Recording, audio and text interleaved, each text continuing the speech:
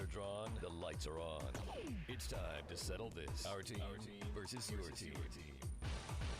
The new chin strap. Boswell Media Sports is about to put you in the middle of the action. Ladies and gentlemen, Boswell Media Sports and Cruisin' 98 present Leake Academy Rebel Football. Now here's the voice of the 2020 state champion Rebels, Philip Palmertree.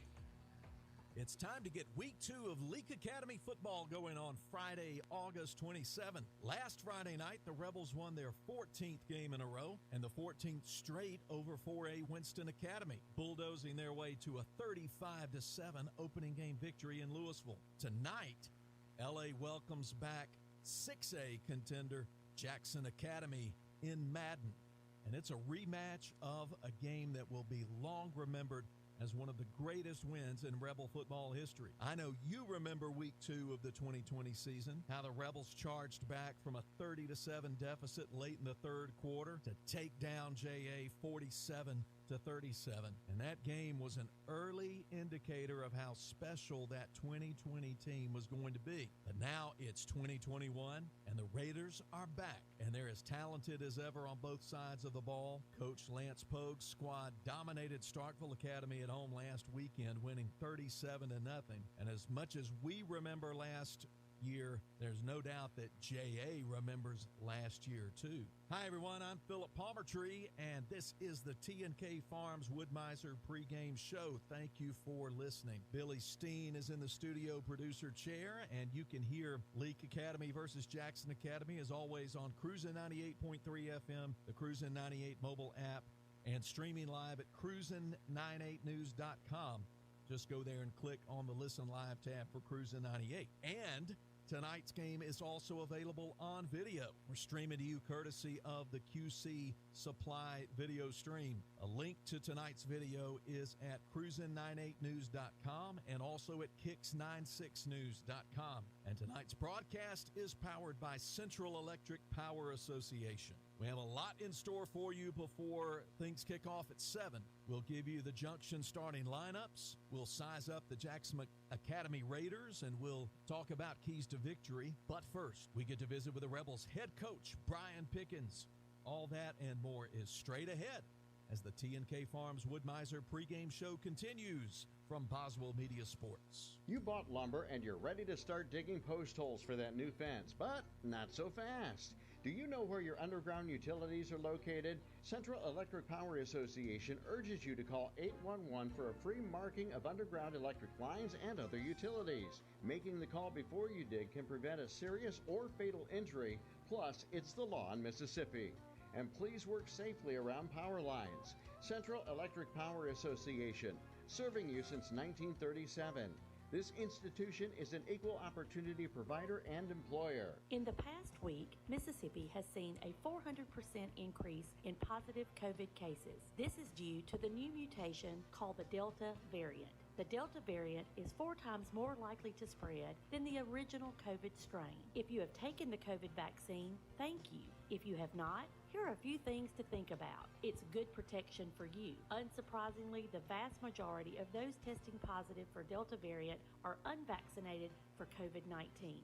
Data shows that 90% of those hospitalized are unvaccinated. The vaccine works. While there is still a chance of getting COVID if you have been fully vaccinated, data tells us that the symptoms are generally less severe. With the relaxing of mask mandates, your exposure to COVID is perhaps greater than it was a year ago. It can protect your family and your loved ones. For more information or to make an appointment for the vaccine, please call Baptist Leake Primary Care Clinic at 601-267-1470 and select option 5. Baptist Leake, making your health care our #1 priority. Wendy's only makes one kind of breakfast, your new favorite one. How do we do it? With fresh cracked eggs, oven-baked bacon, and flaky croissants. You know, the things your old breakfast wasn't doing. So toss that old news and its soggy eggs somewhere useful.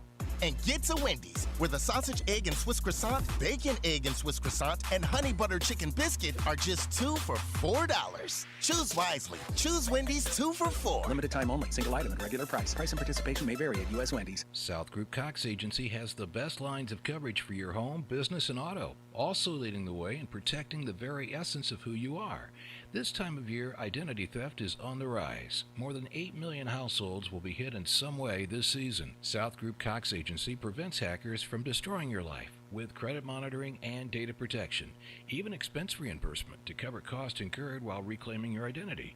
Get peace of mind now with South Group Cox Agency, Main Street, Carthage. Welcome to the TNK Farms Woodmiser pregame show. I'm Philip Palmertree, and I've got the Rebels head coach on the line with me here, head coach Brian Pickens, as the Rebels get ready to take on the Jackson Academy Raiders here in Madden in just a few minutes. Coach, let's take just a minute to review last week's ball game. Win over Winston Academy over in Louisville, 14th straight win for the Rebels, and it's always good to start out 1-0. Thought your team ran the ball with authority, really dominated up front, and got it done.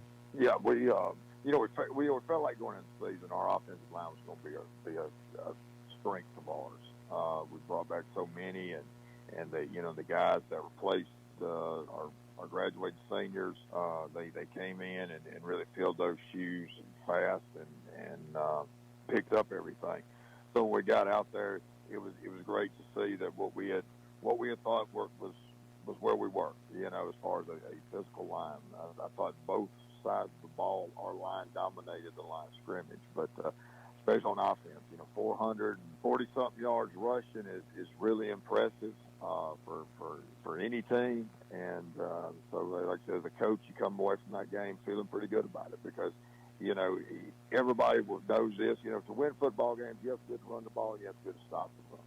And so being able to do that, we feel like that gives us a foundation, and then, we build off of that. And you were very efficient offensively all around, 66 yards passing, but you had some good completions there and situations where you needed to move the ball and kind of loosen that defensive front up a little bit for Winston as well. Yeah, going into the game, we knew Winston was going to, want to stop our run, and that's something our offensive line they take a lot of pride in is they realize people are going to load up that box, and so sometimes your fan don't realize it, but a lot of times it's so important to let that offensive line impose their will the way they want to, and so that means if they load the box up, you still running, and that really just gives you a lot of momentum. But you have to be able to mix in the pass, and Rhett does a good job of that. And like I said, Friday night when we needed to loosen them up, was able to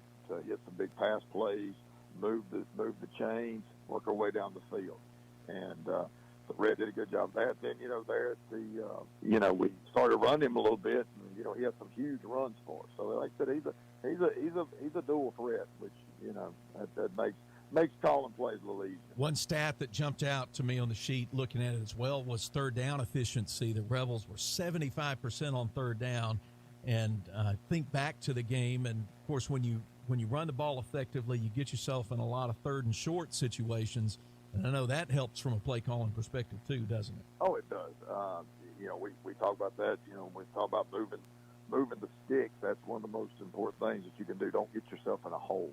And if you can run the ball efficiently and, get the 4, 5, 6 yards on first down, it allows you to do some stuff on second down, maybe throw it or just bound up and run it one more time. But to keep those third downs where they're convertible is very important to your whole overall strategy. We're going to pause for a break right now, but we're going to continue our conversation with Coach Pickens.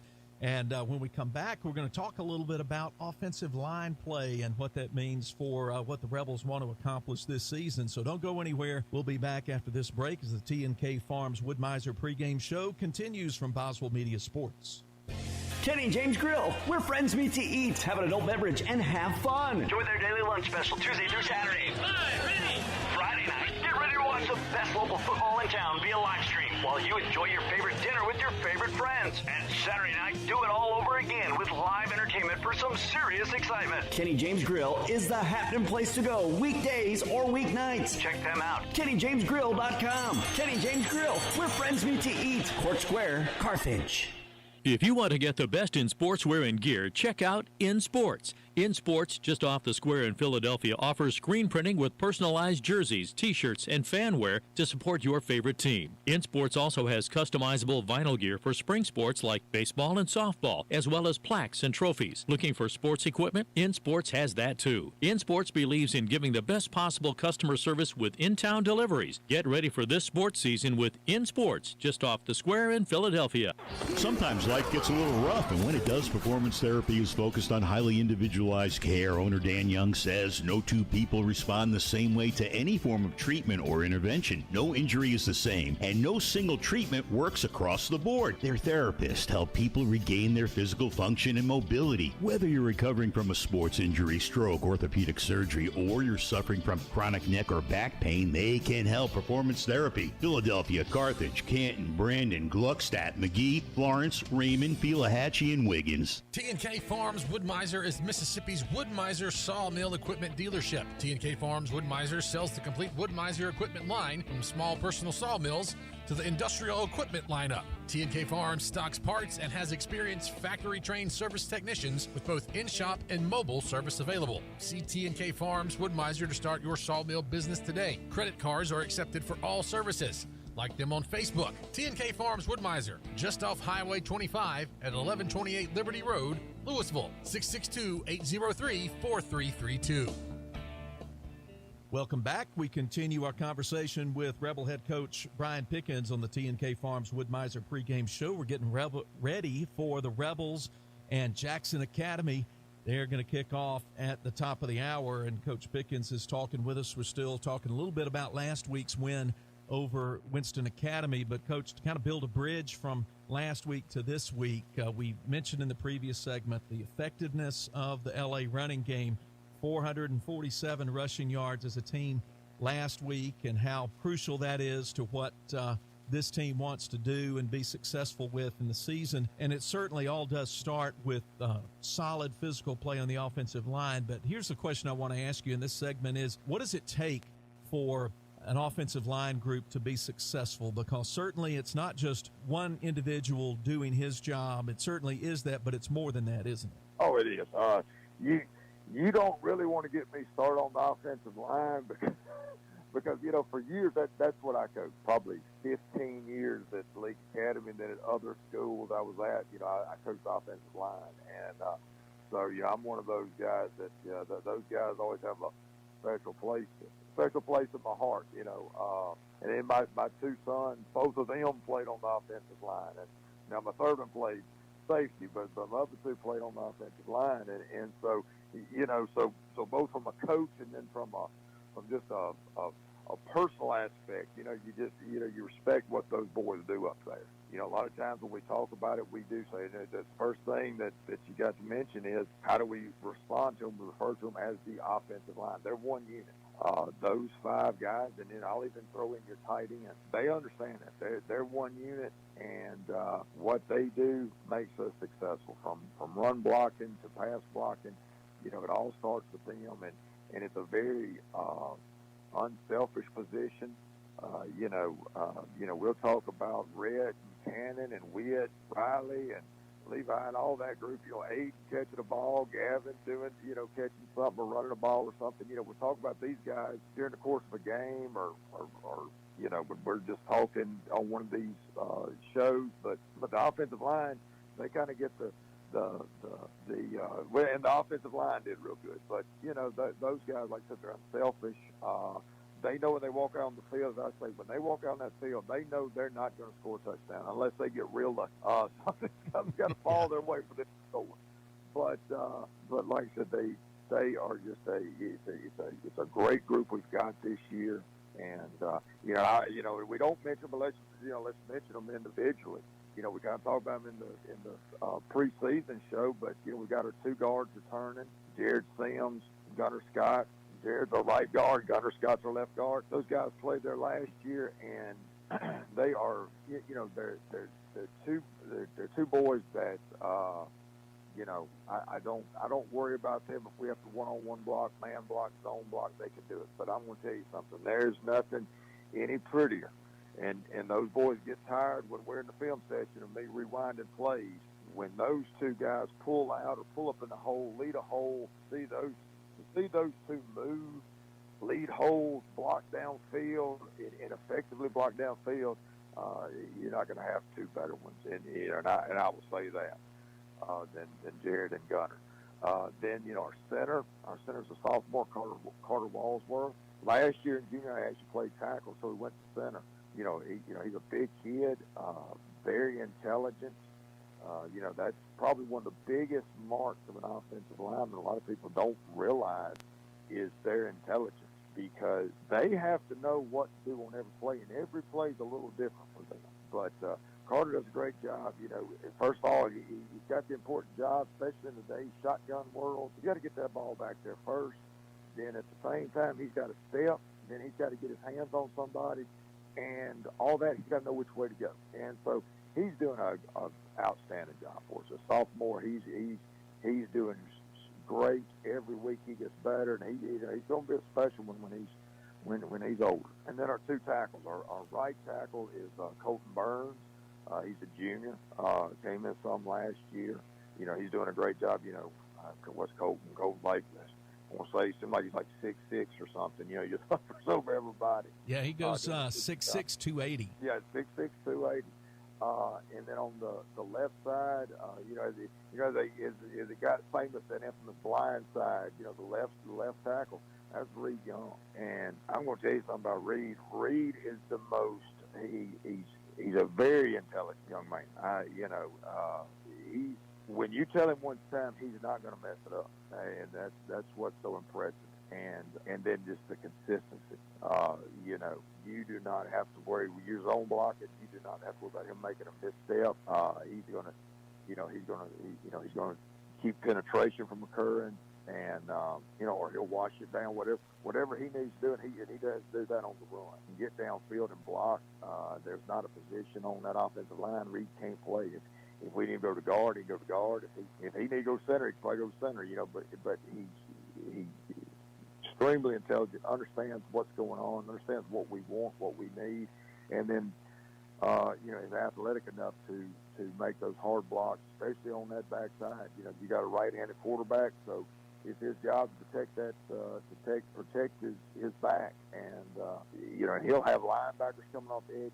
And, like I said, he does a super job. But when I talk about textbook blocks, a lot of times, I tell him all the time, if I was going to do a coaching video on just one-on-one blocks, I'd have to put some of his clips in there. But so like I said, when you've got that type of a group, like I said, two guards that can pull out there, block on the perimeter, and you've got tackles with size and ability, and then you got a center that is intelligent and can protect everything in the middle, and because this and the other, it's truly a special group. And then you put I can't leave out the tight end. A lot of times you leave out tight ends on no line, but Aiden Watkins, what his ability to go out wide and play wide receiver. And, you saw him catch that ball in the game, and he just took a hitch and took it to 20 yards. Yeah, and he had a little wiggle on that move up the field too, didn't he? Oh, yeah, he got a little wiggle.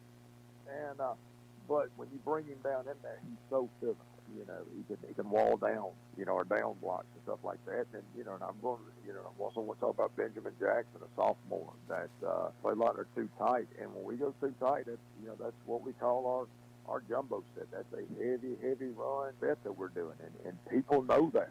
When we start bringing in some of those larger backs, they know what's coming. And Friday night we did it, and Benjamin Jackson did a great job of sealing down everything.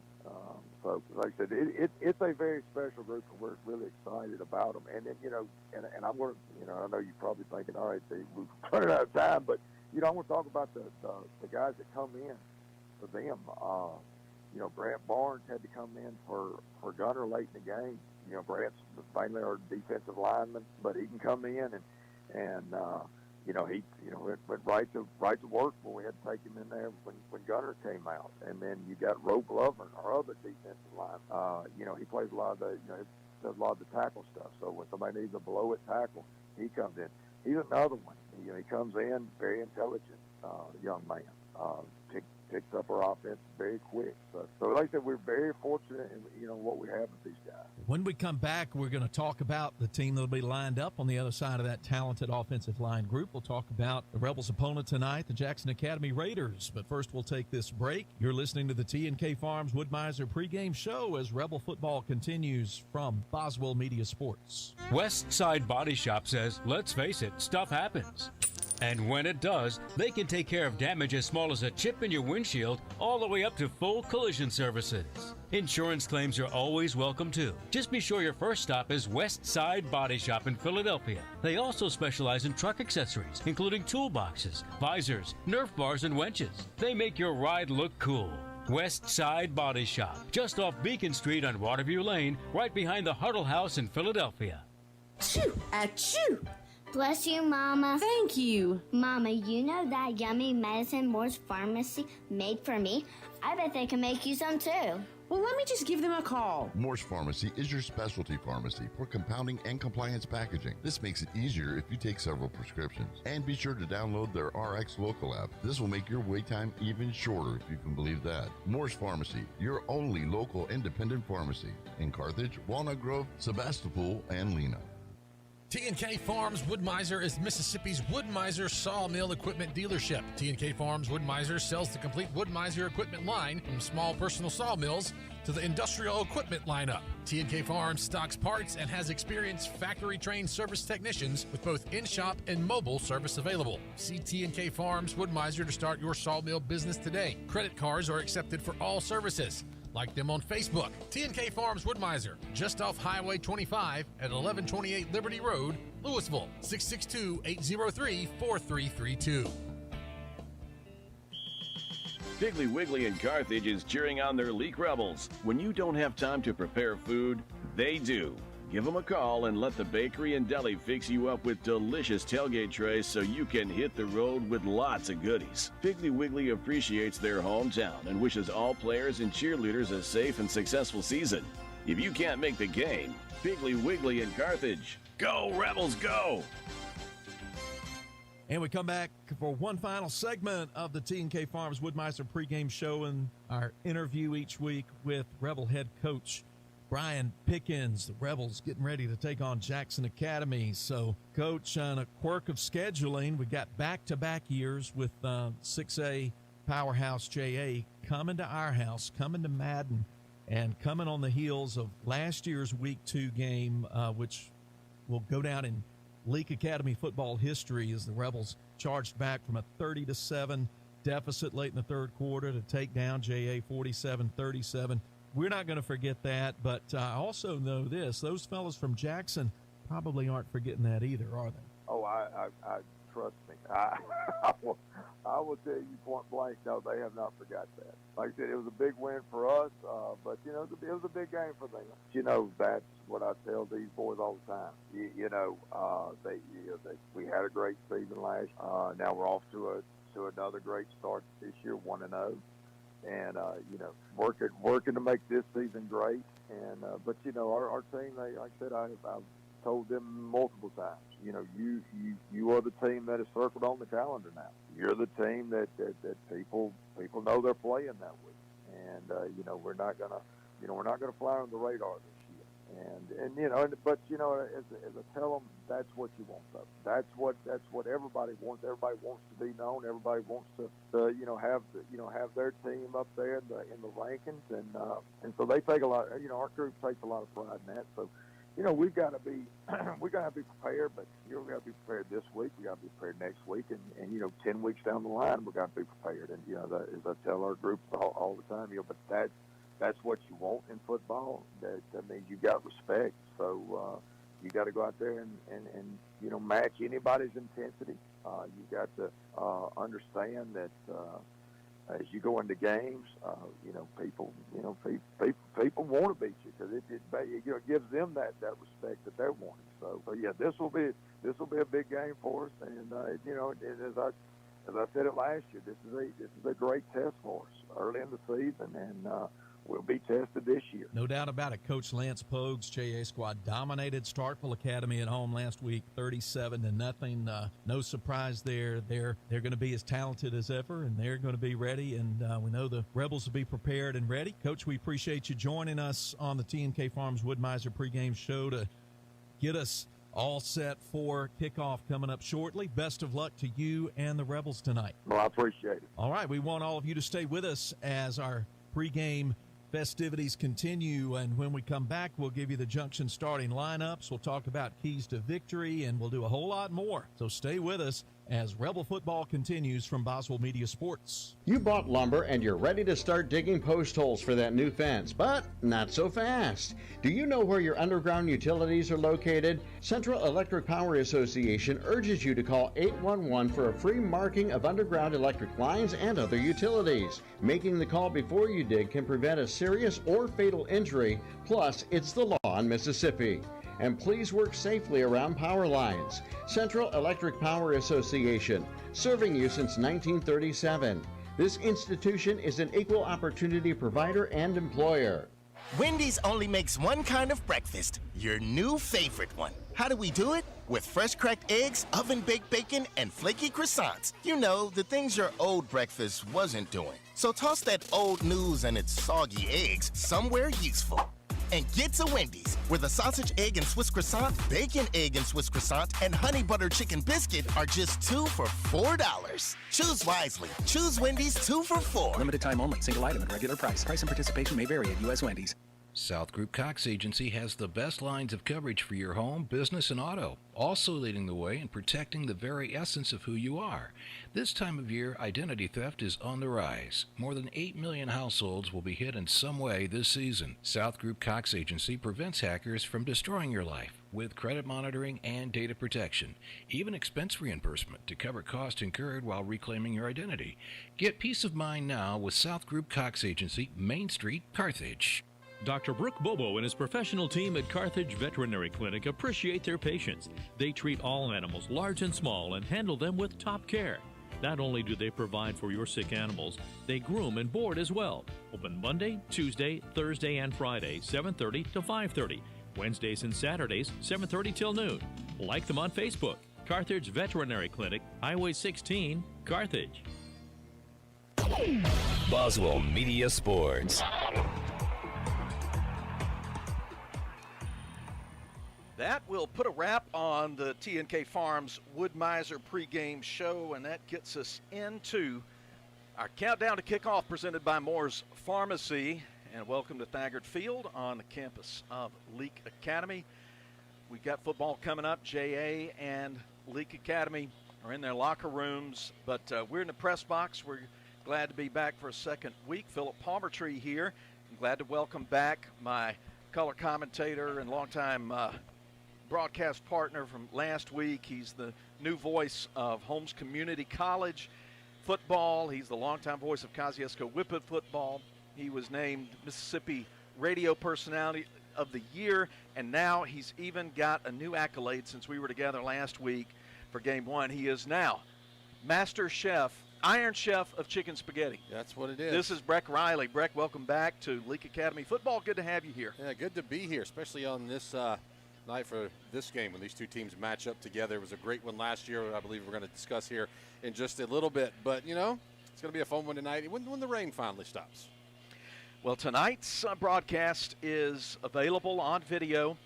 The link is available at kicks96news.com and cruisin98news.com on the Boswell Media Sports YouTube channel. I'll get you that same QC Supply stream tonight, and of course we're on Cruisin 98 FM 98.3. We're on the Cruisin 98 mobile app, and there's an audio stream also at cruisin98news.com. So lots of ways to get tuned in to tonight's ball game, and our broadcast tonight is powered by Central Electric Power Association. Well, this is week 2. The Rebels took a 35-7 win in week 1 over Winston Academy over in Louisville last week. We talked a little while ago with Coach Pickens about that, but no need to look in the rearview mirror any longer, other than just to say that Breck, the Rebels really were assertive on the ground and just did what they wanted to. And certainly anytime you can do that or would like to do, certainly like to do that against JA tonight, but it's going to be a little stiffer challenge, isn't it? Yeah, JA is a power program, had a great win last week. Again, really roughed up Starkville Academy. And like you said, Philip, last week it was, pretty much 5 yards every time that the Rebels wanted to run the ball. They did. They didn't pass the ball all that often. Think they're going to have to pass a little bit more tonight if you want to stay competitive with Jackson Academy. And Jackson Academy runs a little bit of a two-quarterback look, too. So the Rebel defense will have its work cut out for them as well. Yeah, we'll see 2 quarterbacks we expect tonight for the Raiders. Clayton White, a junior, who's sort of the heir apparent backup last year. And then also Tate Collins comes in and provides more of a dual threat look. And he had a big, long touchdown run last week in their 37-0 win over Starkville. And LA fans who watched this game here last year probably remember the big running back that JA has, Marcus Harris. He's back for his senior year after rushing for 1,500 yards plus last year and 24 touchdowns. And he is just a load. Yeah, he's a big one. And as you said, you're going to have to find a way to stop him and really just find a way to slow down what was a high-powered, that really wasn't stopped last week against Starkville Academy. And, they do have the transfers like you were talking about, Philip Tate Collins and Dakota Jordan. And, so it's going to be a tough task for a Rebel team that, pretty much healthy from last week. Maybe one or two differences here or there, but for the most part, the team is healthy from what the coaches tell us, and they are going to be ready to go. And, hey, Philip, finally it looks like the rain's stopping. Yeah, finally. About 6:25, the skies opened up here. Just a little isolated thunderstorm drifted up from the southeast and moved just east of us here, but did leave a pretty good bit of rain. It's just starting to get away now and move out, and I see in that direction from the southeast some blue skies and some less threatening looking clouds. We're expecting overcast conditions, but it's about 80 degrees. Probably not going to cool down that much after a little isolated shower like that, but we'll go ahead and give you your Welch Forest product field conditions, weather report. And Breck, what do you expect this rain shower that we've had will do to the playing surface tonight? I don't know. I think it's been raining on and off this week, but the field looks to be pretty good, pretty solid. I don't see much in the way of standing water anywhere. A little bit of a dead spot over near the goal line around on the far hash, outside the far hash. But other than that, everything looks like you would expect it to here in the first home game in Madden of the 2021 season. What I think is interesting, Breck, is the teams came out and loosened up, warmed up before that rain started. So they had a dry field to work with, and then they went in their locker rooms, and then the rain happened probably 2 minutes after the teams had left the playing surface. So it's going to be a little different feel for them when they come back out, I think. Yeah, and like you said, they didn't get out there tearing up the field or anything like that. Last week at Winston, as we said, this time of year in Mississippi, it's subject to rain every day of the week for about 10 minutes, and that's what it did last week. And the field kind of got sloppy, kind of got messy, but this one looks to be in a bit better condition than Winston's did last week. So hopefully that holds up, and the Rebels can pound that run game with Cannon Parks like they did last week. Well, the crowd is putting their umbrellas away, starting to put some of those ponchos away and shake the water off of them. So hopefully the weather forecast is correct. That will be it for the rain, just this rain we had between about 6:25 and 6:40. And hopefully we'll have better conditions than we've had. Just players may have to deal with slick surface and tricky footing. But our broadcast continues, powered by Central Electric Power Association, and we've got Billy Steen as our studio engineer, and we've got John Alden Crosby on camera tonight. First camera duty for him, so we welcome John to the Boswell Media Sports team, and we'll have him with us, Lord willing, for all our home games here on Leake Academy Football and he'll be giving you that view that you can see. He's getting the true experience tonight because we got him wrapped up in a poncho under there like the pros do it. That's right. He's under a poncho with the poncho covering the camera, and he's ready to go. That's right. So you got to be ready for all this. So our Moore's Pharmacy countdown to kickoff continues, and we'll give you tonight's starting lineups presented by The Junction. There's locations all around the state of Mississippi. And your Junction starting lineups for the Rebels tonight, a late change in the lineup that we'll tell you about in just a minute. And we'll start tonight with the Rebel defense. We'll start on the defensive front at defensive end. Gunnar Scott will be at one end, a senior, 6'3", 240 pounds. Joseph Scott will be the other defensive end. He's a senior as well, 6 tall, 290. At defensive tackle, it'll be Rope Lovern, senior, 6 foot tall, 265. And the nose guard right over center will be Grant Barnes, 5'10", 280-pound junior. And that's the defensive front. Different starting look in the linebacking core from last week. Nick Gamillion, who was out last week, is expected to play tonight. And Nick, the senior, 5'11", 190, leading tackler on last year's ball club. Good to have him back. He missed last week's game, but he is expected to start tonight. And the outside linebackers will be senior Ethan Dunn, 6'3", 205. And on the other side, Cade Marble, a senior who goes 5'10", 185. In the defensive backfield, Jackson Freeney will be at one corner, 6'1", 145. Jackson's a senior. And then Jake Brown will be the other cornerback, a junior, 6 foot tall, 150. And the safeties will be junior Bryce Watkins at strong safety, 6'1", 160. And junior Riley Myers at 6'3", 210.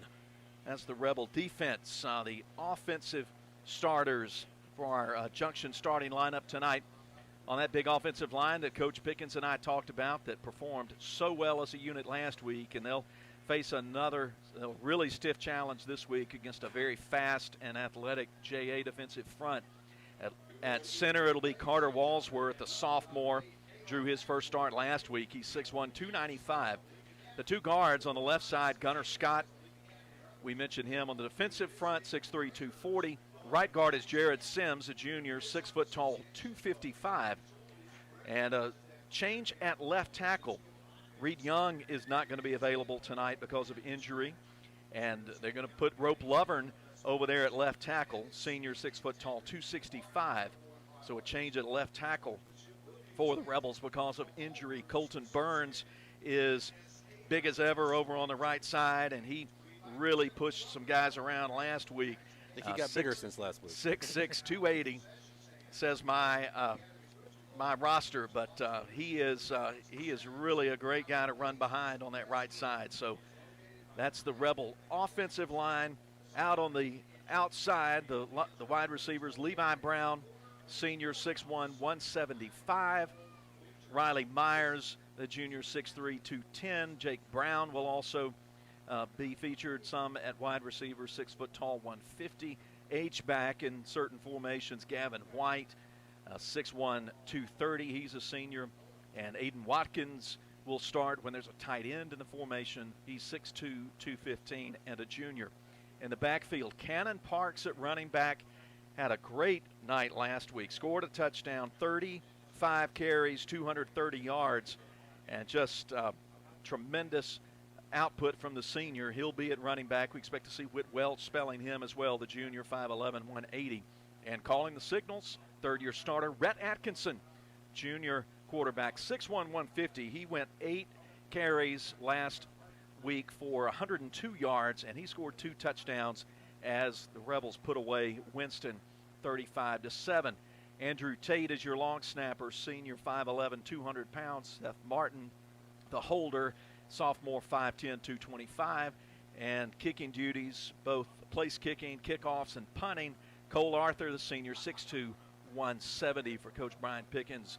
2021 Leake Rebels. Those are your starting lineups presented by The Junction. And Philip, we got a couple of captains walking out here for the Leake Academy Rebels as the Raiders walk up on the far side. It'll be Cannon Parks and Gavin White here. The Rebels going with the red tops and the white bottoms, the navy blue helmet with the LA written in red across the side. Now, the Raiders have not turned to us yet to see who the captains are just yet. But they're in navy helmets, white jerseys, and solid navy pants, navy numerals, navy and silver being their school colors, and they're here bringing their captains forward to the 50-yard line now.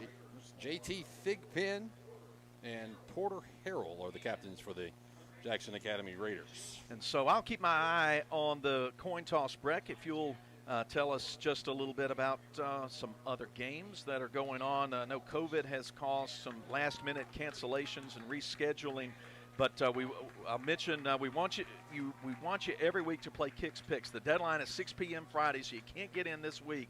But there are so many great prizes, a weekly prize for the winner, and so we'll have, and also at the end of the year, grand prize winner, most correct through the season, is going to get the recliner from Byers Furniture in Philadelphia, and also some tickets to the Battle for the Golden Egg in Starkville on Thanksgiving Day. Kind of a big game there. People like to go to. State Ole Miss. So play Kicks Picks every week. A couple of games we're following in McAdams going down the road to Sebastopol. French Camp taking on Winona Christian. Choctaw County's taking on Winona.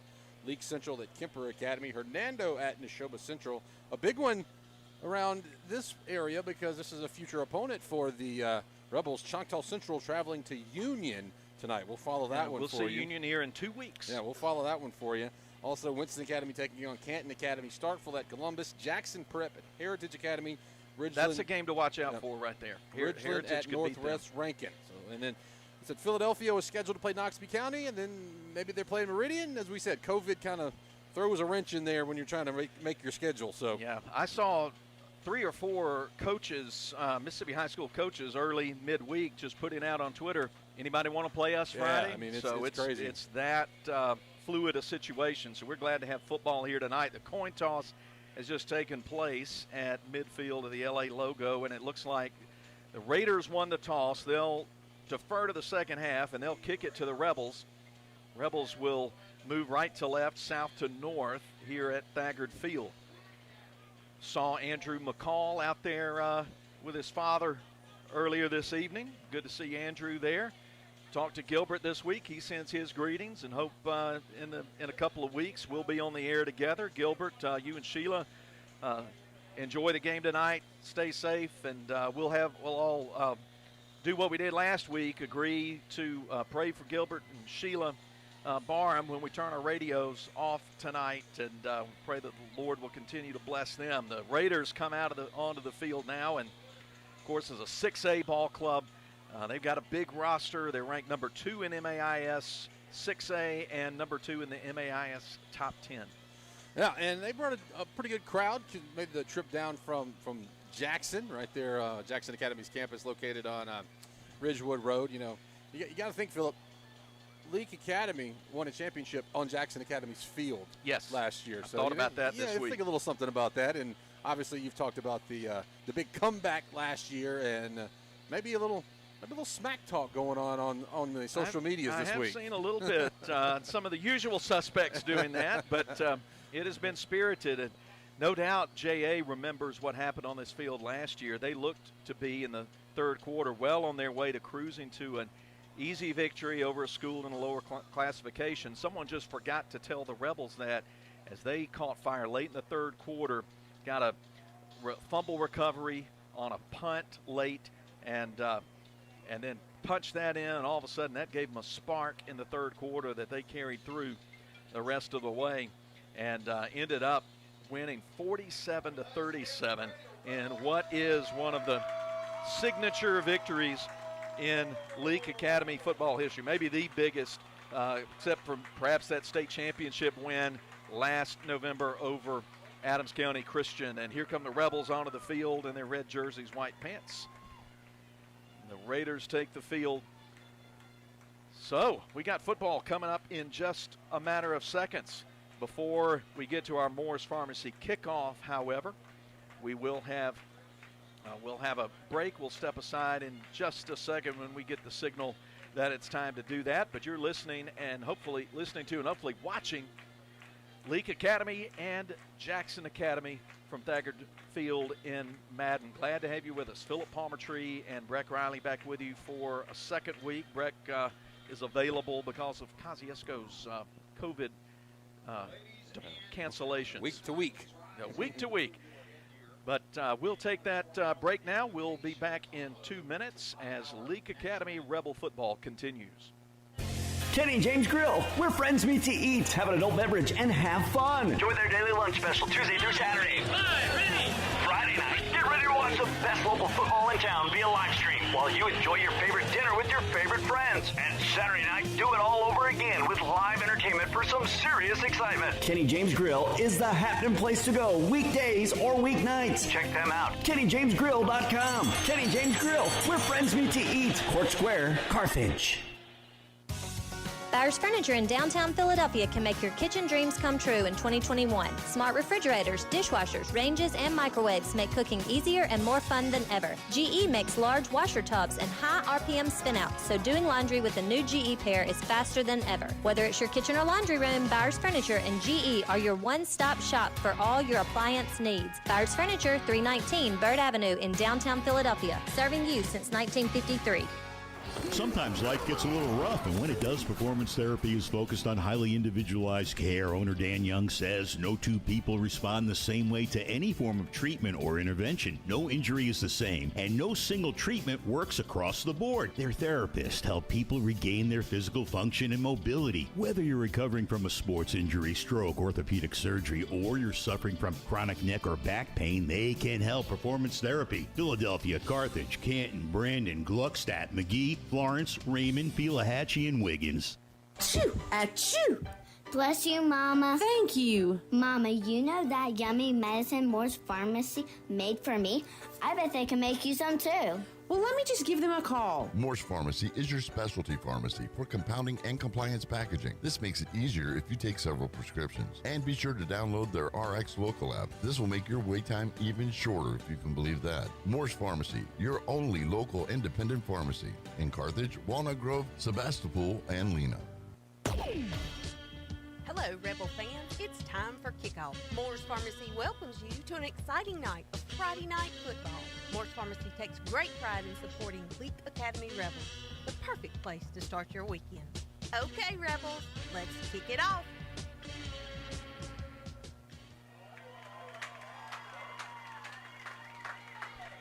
I hope you're ready for Rebel football because we are here. There's nothing that can stop it from starting up now. We're glad to have you with us. Tonight's broadcast powered by Central Electric Power Association. Rebels will receive the opening kickoff. And they'll defend the south end zone to our right. Be moving right to left as we start the first quarter. Two undefeated teams and ranked teams meeting on a field that took about 15-20 minutes of rain while the teams were in the locker room. So we'll see what, if any, effect that has. And we're going to see, Breck, tonight, two of the premier, probably the top two MAIS kickers, maybe the top two kickers in the entire state of Mississippi, count public schools too. Yeah, I'd probably say so. I'd probably say that. Yeah, both the top two. And I don't think we'll have many kickoff returns tonight, Philip. Yeah. Scott Swally is the kicker for Jackson Academy. And he's got a lot of preseason love along with, of course, the Rebels, Cole Arthur. They're both seniors. And here we go. Swally comes forward on it, puts it into the air end over end. It will be returned. It's going to be dropped by Wiley Myers, and he's going to pick it up around the 10 and be dropped right there. But his knee's going to be on the ground. Yeah, so the Rebels will start with poor field position and 90 yards of real estate in front of him on this opening drive. Yeah, right out of the gate there. You see normally sure-handed Riley Myers, maybe some moisture on the ball, not able to hold on to it there. First quarter of tonight's ballgame presented by Carthage Veterinary Clinic. Red Atkinson leads Rebel offense onto the field. They come to the line of scrimmage with Welch at running back. This first play of the evening. Two wide receivers split to the left. tight end over on the right side. Hand it to Welch. He makes one man miss, comes across the 15, and gets spilled at the 16. Gain of 6 on first down. Now, interesting going with Welch there. A little bit of a bigger body than Parks. So maybe just want to kind of pound it here early.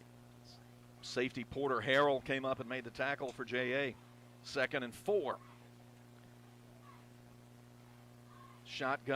Pistol set. They'll hand it off to a keeper by Atkinson around the end. Nice block. He gets to the end. He's got the first down and more. Escorted out of bounds beyond the 30 at the 33-yard line. Gain of 17. And that is a Central Mississippi Animal Clinic first down. First one of the night for the Rebels. Yeah, he show what he did last week. He doesn't run a lot, but when he does, he can cover some ground quickly. Fresh set of downs for the Rebels. Quickly they snap it, hand it this time to Welch, and he's in trouble in the backfield. He's going to lose about 2. This good push on the defensive front there by J.A.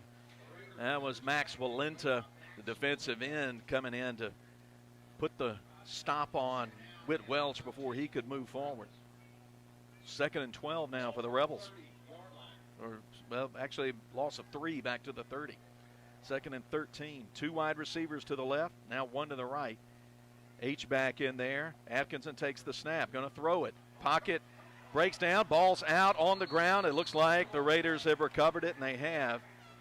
Max Walenta gets the fumble, and an early turnover puts J.A. into great position, recovering the ball at the 27.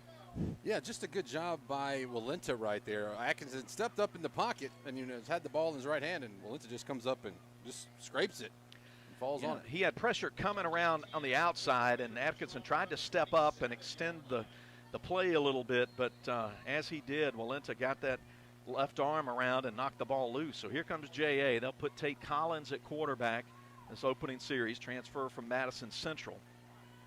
Got 4 wideouts in the play. One of them's Harris. They swing it out back to Dakota Jordan. Rebels on him, but he's fighting forward. Back to the line of scrimmage, maybe. If he got anything, it wasn't much. In fact, I'll say he lost half a yard. We'll call it a loss of 1. Tackle for loss there. A lot of Rebels there. Yeah, high snap. Maybe threw up the timing there a little bit. Riley Myers and Cade Marble were in there, leading the charge for the Rebels. 2nd and 11. Pistol formation. Running back is Denham Mitchell. He'll get the carry, go straight ahead, grabbed and dropped. Ethan Dunn got him around the waist quickly, dropped him for basically no gain. Yeah. Early 3rd. So it'll be down. 3rd and long for the Raiders. Yeah. Good job by Ethan Dunn, the linebacker, to get through. Rebels are going to bring in. They'll bring in Grant Barnes. Gavin White at defensive end. Yeah. 3rd and 11 for J.A. 4 wideouts. Collins looks left, now going to come back to the right. Ball's tipped at the line of scrimmage. It'll fall incomplete around the 25-yard line. Gavin White tipped it.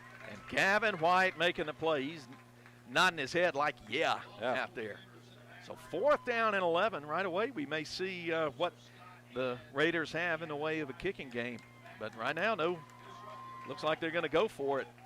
We expect the hard count right here. J.A. recovered a fumble. Brad Atkinson was hitting the backfield on a pass attempt. 4th and 11. 4-man front, snap over the head of Collins. He's going to have to run back, just fall on it at the 43. And the Rebels, the defense has held, and the Rebels will now have great field position at the 44-yard line. Loss of 16 on that play on the bad snap. Couldn't have asked for a better series for the Leake Academy defense after turning the ball over deep in their own territory. So the Rebels make a mistake, but they don't, thankfully we don't reap everything that we sow. And there's the turnover, but no damage done. First quarter, 9:15 to go. Rebels on their second possession at their own 44. 4-man front for J.A. Handoff Fake goes to Atkinson. He's into the open field. First down and more into JA territory, and he's wrestled along the far side out around the 33-yard line. Gain of 24 on the play, but hold everything. There may be a flag. I thought I heard a whistle. Okay. Wow. I thought I heard a whistle before anything ever happened. Coach Pickens coming out toward the numbers, wanting to know what happened there. Yeah. So there was a whistle. Yeah. So no flag, but I don't know if that was an inadvertent whistle or what. Yeah. Yeah. So I thought I heard a whistle. Well, that wiped out a 25-plus yard gain. And that's smarts. Yeah. So we'll just do 1st and 10 again. Got to be what it was. No signal. Officials have got to do a better job than that. All right, Leake Academy fans announcing their displeasure. So once again, 1st and 10. 3 wide outs to the left, 1 to the right. Toss to Parks. He's going to come up the seam on the right side and be taken down at the 47 after a 3-yard pickup. 2nd and 7 coming up for the Rebels. A little cut there from Parks. And again, make a little something up the middle. I saw Walenta in there on the stop along with Wynn Hooker for the visitors from Northeast Jackson.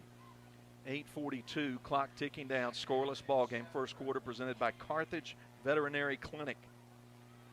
Rebels on their second possession, same formation, 3 split to the left, 1 to the right. Parks the lone running back. Atkinson will pass. Pocket breaks down, and he's going to be sacked at the 45. And again, it's Walenta. No, that was not Walenta. That was Wynn Hooker. Yeah, just not a lot of time there. Some good penetration from that Raider defensive line. Atkinson hasn't really had time to set his feet and feel comfortable back there. And Breck, the thing I saw in film last week in the J.A. Starkville game was that front is not the biggest you're going to see, but they are so active, get upfield really fast, and already they're presenting problems with pass protection. Atkinson's going to call a timeout. We'll take it with him. 7:55 to go first quarter. No score. Leake Academy football continues after this. West Side Body Shop says, let's face it, stuff happens.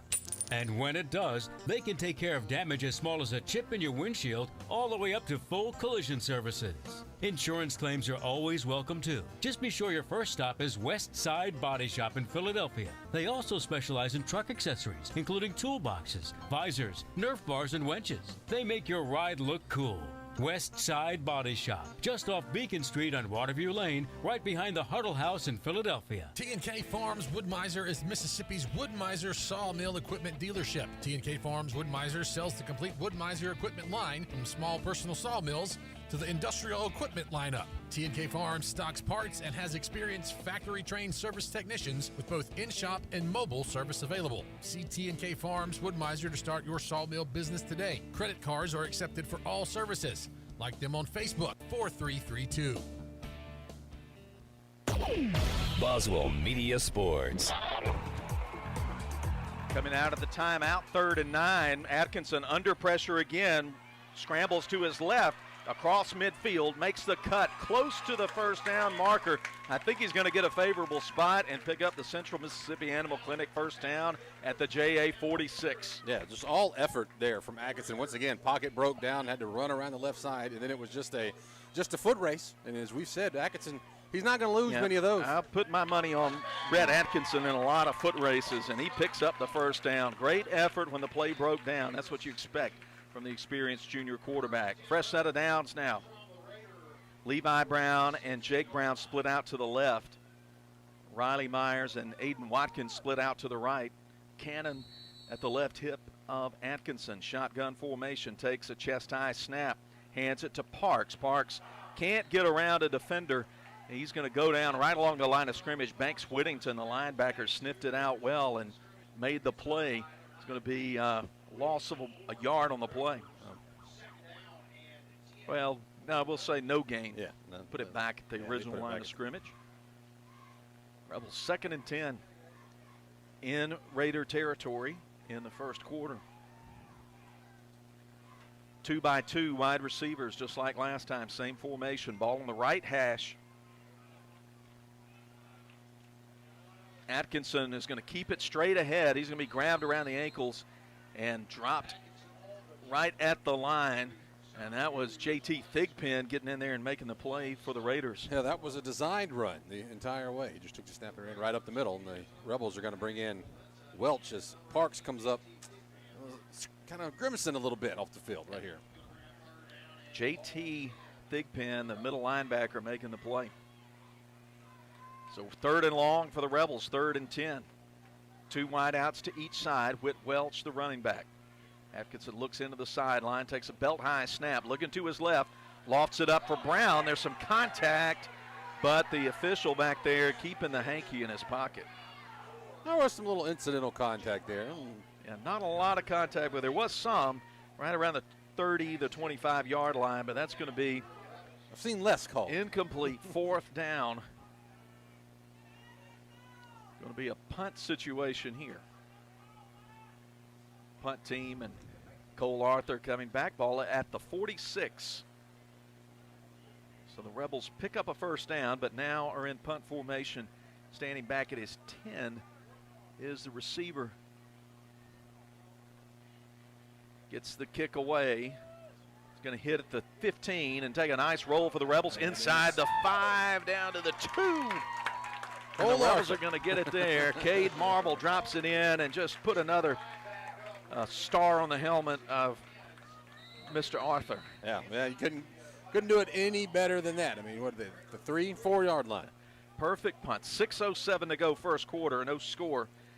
JA coming out on their 2nd possession. It looks like we got the heat timeout here, so we'll step aside for that. No score. Back with more Rebel football after this on Boswell Media Sports. Dr. Brooke Bobo and his professional team at Carthage Veterinary Clinic appreciate their patients. They treat all animals, large and small, and handle them with top care. Not only do they provide for your sick animals, they groom and board as well. Open Monday, Tuesday, Thursday, and Friday, 7:30 to 5:30. Wednesdays and Saturdays, 7:30 till noon. Like them on Facebook. Carthage Veterinary Clinic, Highway 16, Carthage.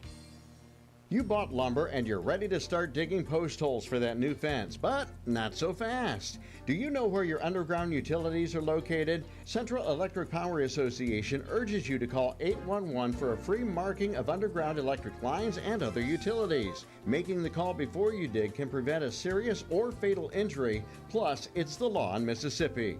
And please work safely around power lines. Central Electric Power Association, serving you since 1937. This institution is an equal opportunity provider and employer. Boswell Media Sports. Back to action at Thagard Field. Collins at quarterback again for JA. They start at their own 2. Takes the snap, sets up in his end zone to throw.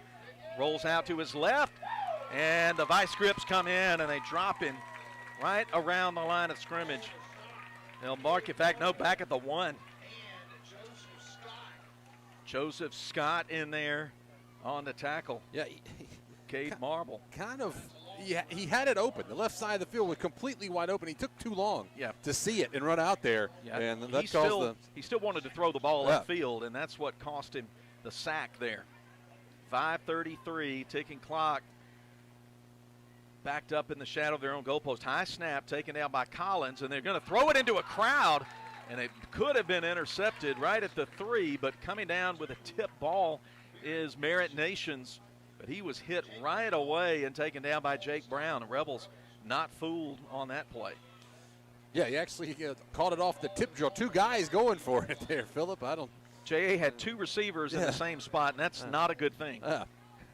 Somebody didn't read the play card correctly. Right. Rebels 3rd and 12 here for the defense. So advantage LA right here. You don't want to give up the 1st down here. Harris, the running back, set to the left of Collins.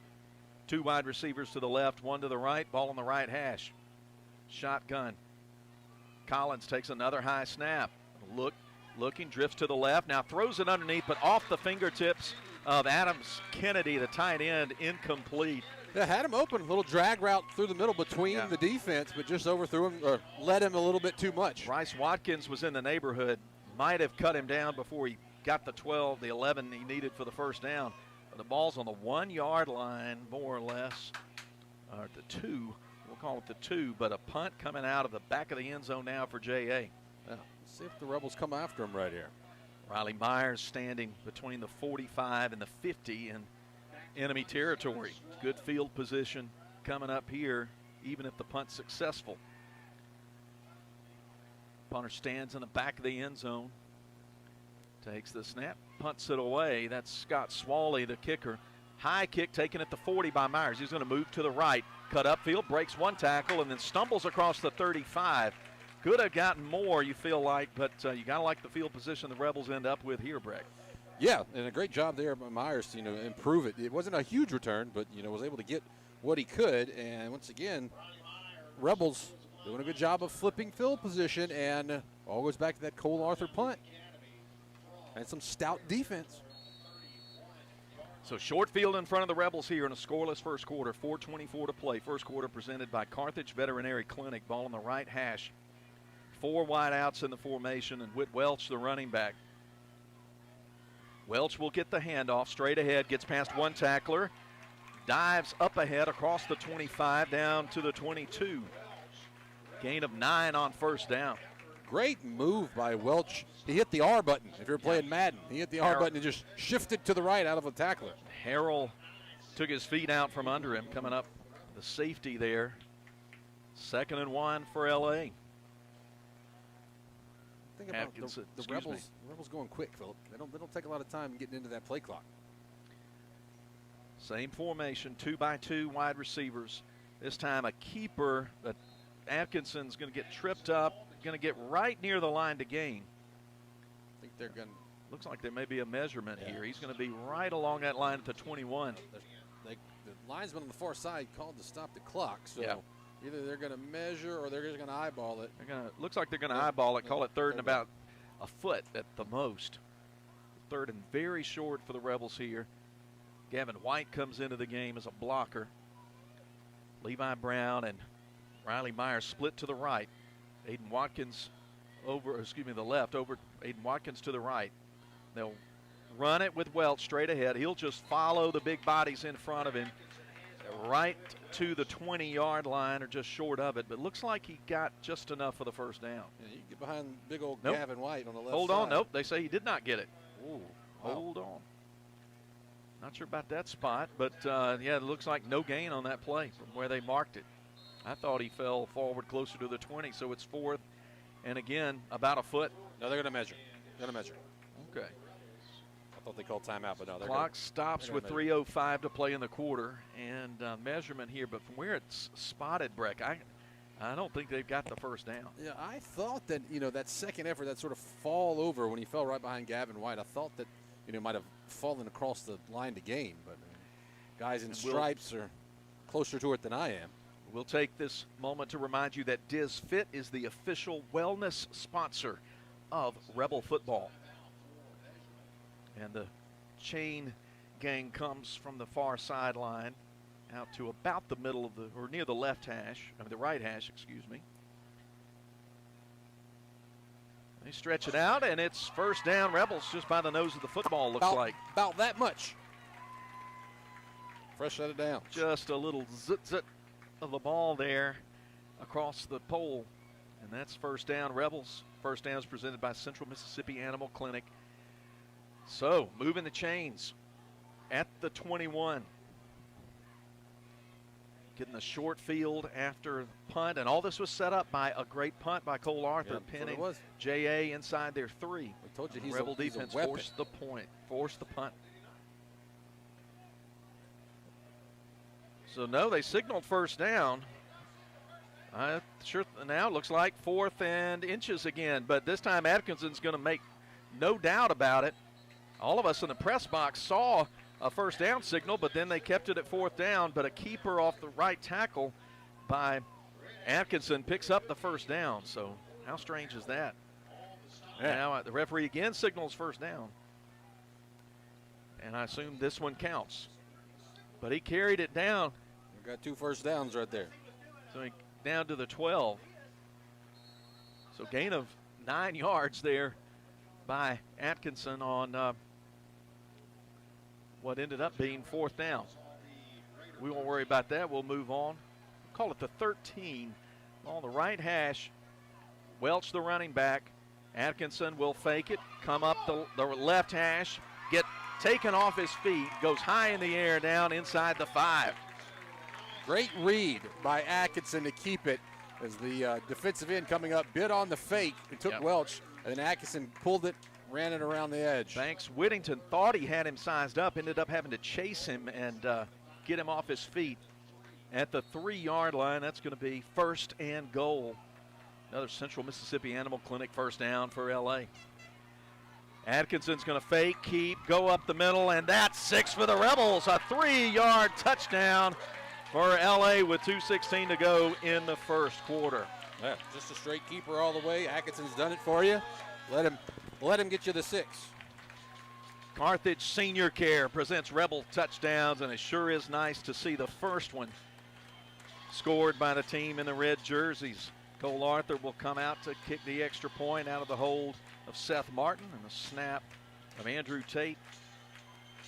And the Rebel fans are on their feet and clapping. Red Atkinson going in from the 3.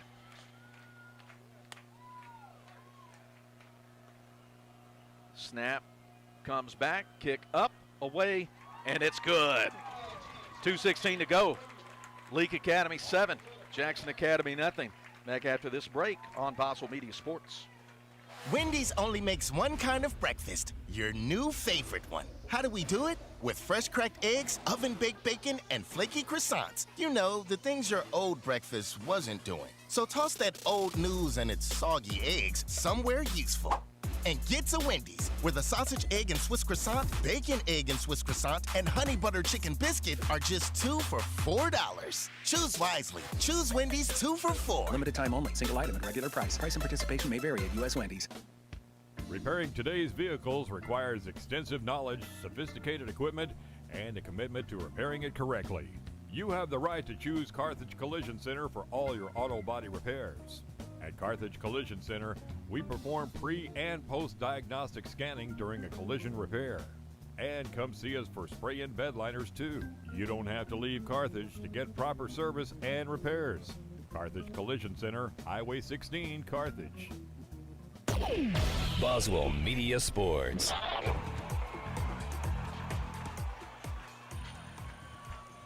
Moore's Pharmacy kickoff coming up here by Cole Arthur after the Rebel touchdown. Arthur puts the toe on it, deep into the end zone, about 8 yards back into the JA student section where their drill team, the Accents are back there, and a lot of their students there cheering on from the end zone. They'll come out to the 20, and JA will take over there. Adams Kennedy, tight end, slow to get up. And one of those Rebels took him off his feet on the coverage unit. It looked like Jake Adams. Yeah, he's pumped. Jake Adams getting some pats on the head as he comes to the sideline. Good to get a good lick in there on the kickoff return. JA offense still on the sideline over there. Coach Lance Pogue and his staff, and they'll probably come directly to the line of scrimmage as there's just 12 on the play clock. They'll have to hurry it up. Give you a performance therapy reset here in just a second. Harris, the running back, set to the right. Collins still at quarterback. He'll take the snap, and then everything stops. Timeout, Jackson Academy. We'll keep things right here for that timeout. We'll give you that performance therapy reset. Rebels went in on a short field, 6 plays, 31 yards, and it was Red Atkinson getting his 3rd touchdown run of the season, going straight up the middle from the 3. Yeah, not something you expect right there from a JA team, you know, coming out of the kickoff, almost to get a delay a game. And they've been very slow the entire night, Philip. Something that we haven't really mentioned. They've taken that play clock down to 4 or 5 just about every time before they snap the ball. I was guessing there that they were switching quarterbacks. Yeah, I thought perhaps so too. Bringing in White, and that might have been responsible for things being a little bit slow, but it was Collins out there. He's gone the entire way for Jackson Academy. 2:14 to go in the first quarter. Rebels 7, Raiders nothing. 5A Rebels and the 6A Raiders meeting here at Taggart Field in Madden. Good to be at the 488 for the 2nd ball game of the year. The Rebels will be on the road next week at Starkville Academy. So So now the Raiders will set their offense up with one wide receiver to the left, two to the right. Collins takes the snap, looks to throw right, nothing there, and he's going to be wrapped up. He's still on his feet, but Rebels surround him, gang tackle him for a loss. That's a sack. And we'll see who gets up out of that pile. I see Ethan Dunn out of there and Gavin White. We'll credit half a sack there for Dunn and half one for Gavin White. I think it was Joseph Scott that was the first one that kind of put the pressure and was able to slow him down. 2nd and 15. High snap pulled down. Keeping it is Collins, and the Rebels are all over him. Gavin White and Joseph Scott and Nick Gamillion in there. 3 Rebels just smacked Collins, drove him down. He lost a couple on that play. -2 on the play, 3rd and 17 now for JA. They're moving backwards. They have not looked together offensively yet. I don't believe they don't have a first down yet, do they? Final minute of the first quarter. They have negative yardage, according to my stats sheet. 3 wide outs on the play. Throw over the middle. Pass is caught. First down picked up. Dakota Jordan with it, and he's off to the races up the left sideline. He's going to leave everybody in the dust. And that's going to be an 86-yard touchdown pass. Just a slant route over the middle, and Dakota Jordan shows some incredible speed. The Mississippi State commit with the big touchdown, and now the Raiders can tie it up. A curse of the broadcasters there. Yep, just as we were bragging about negative yardage, JA turned the tables there. Rebels have given up 2 touchdowns on this season, and they're both 93 and 86 yards. Scott Swally will kick the extra point, and he'll kick it out of the hold of Merritt Nations. Right footer is ready. It looked like some motion, and the flag comes out. They'll have to kick it from 5 yards further back. JA still looks just a little bit not smooth getting plays in and getting the ball snapped. Yeah, just something you thought you might have gotten out last week. But this is the first game on the road, so it's a different environment. Yeah, hostile environment here. So extra point coming up here just 5 yards further back. Penalty there first. I believe that's the first against the Raiders tonight. Swally's ready. Snap put down. Kick is up, and it's good. 38 seconds to play first quarter. We're tied at 7. Back in 60 seconds as LA Rebel football continues.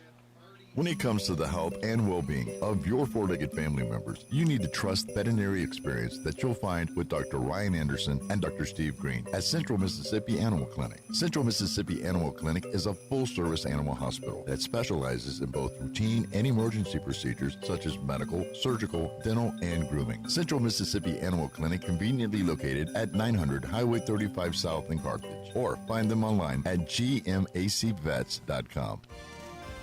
Dr. Craig Martin, family and staff are proud supporters of Leake Academy football. Good luck in this season. Today I will do what others won't, so tomorrow I can accomplish what others can't. Dr. Martin and his professional staff look forward to serving you in general dentistry. Dr. Craig Martin, General Dentistry and Facial Aesthetics, 1001 East Main Street, Philadelphia. Boswell Media Sports. And the Moore's Pharmacy kickoff is a little squibber line drive, just bounces along the ground, and Cannon Parks will fall on it at the 25, so the Rebels will start from there. As Jackson Academy's tied this game on a big play in the passing game. Yeah, as you said, Philip, just another big play. That's what happened last week against Winston Academy. There's a long touchdown run, now a long touchdown pass given up. Philip Palmertree and Breck Riley here with you at Thagard Field. 7-7 the score. Cannon Parks in at running back for Leake. Atkinson confirms some signals with the sideline. Play clock hitting 12 and dropping. Rebels have plenty of time. 3 wide receivers in the formation along with an H-back. Big hole for Cannon Parks, and he's hit as he comes up along the 29-yard line. Looks like the ball came loose, but the officials are saying he was down. He got up to the 29, so that's a pickup of 4, first down.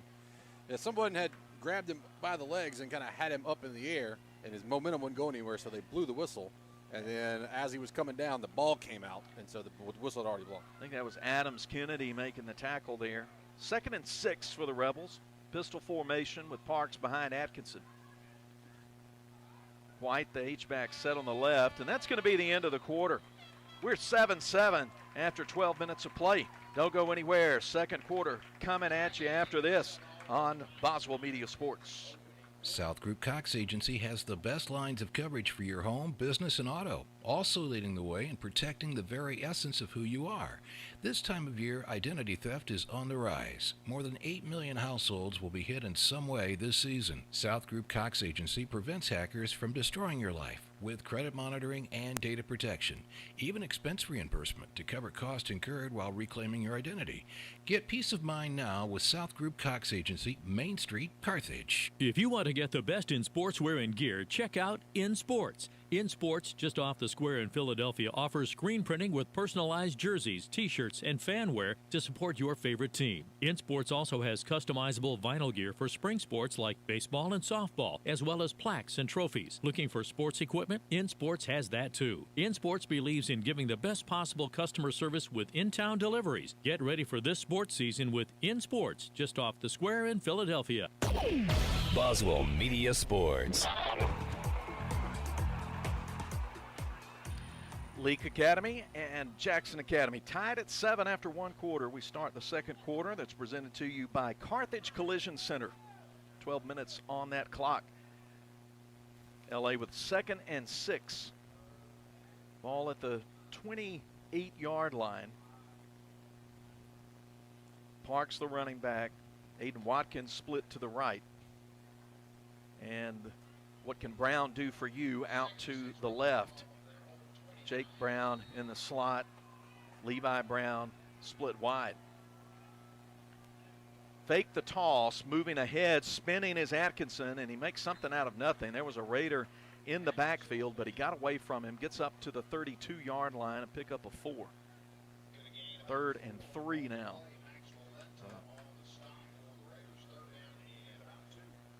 Make it. Yeah, they're adjusting the stick over there. We'll call it 3rd and 3, short 3. Philip, in the first quarter, the Rebels ran the ball 14 times for 65 yards.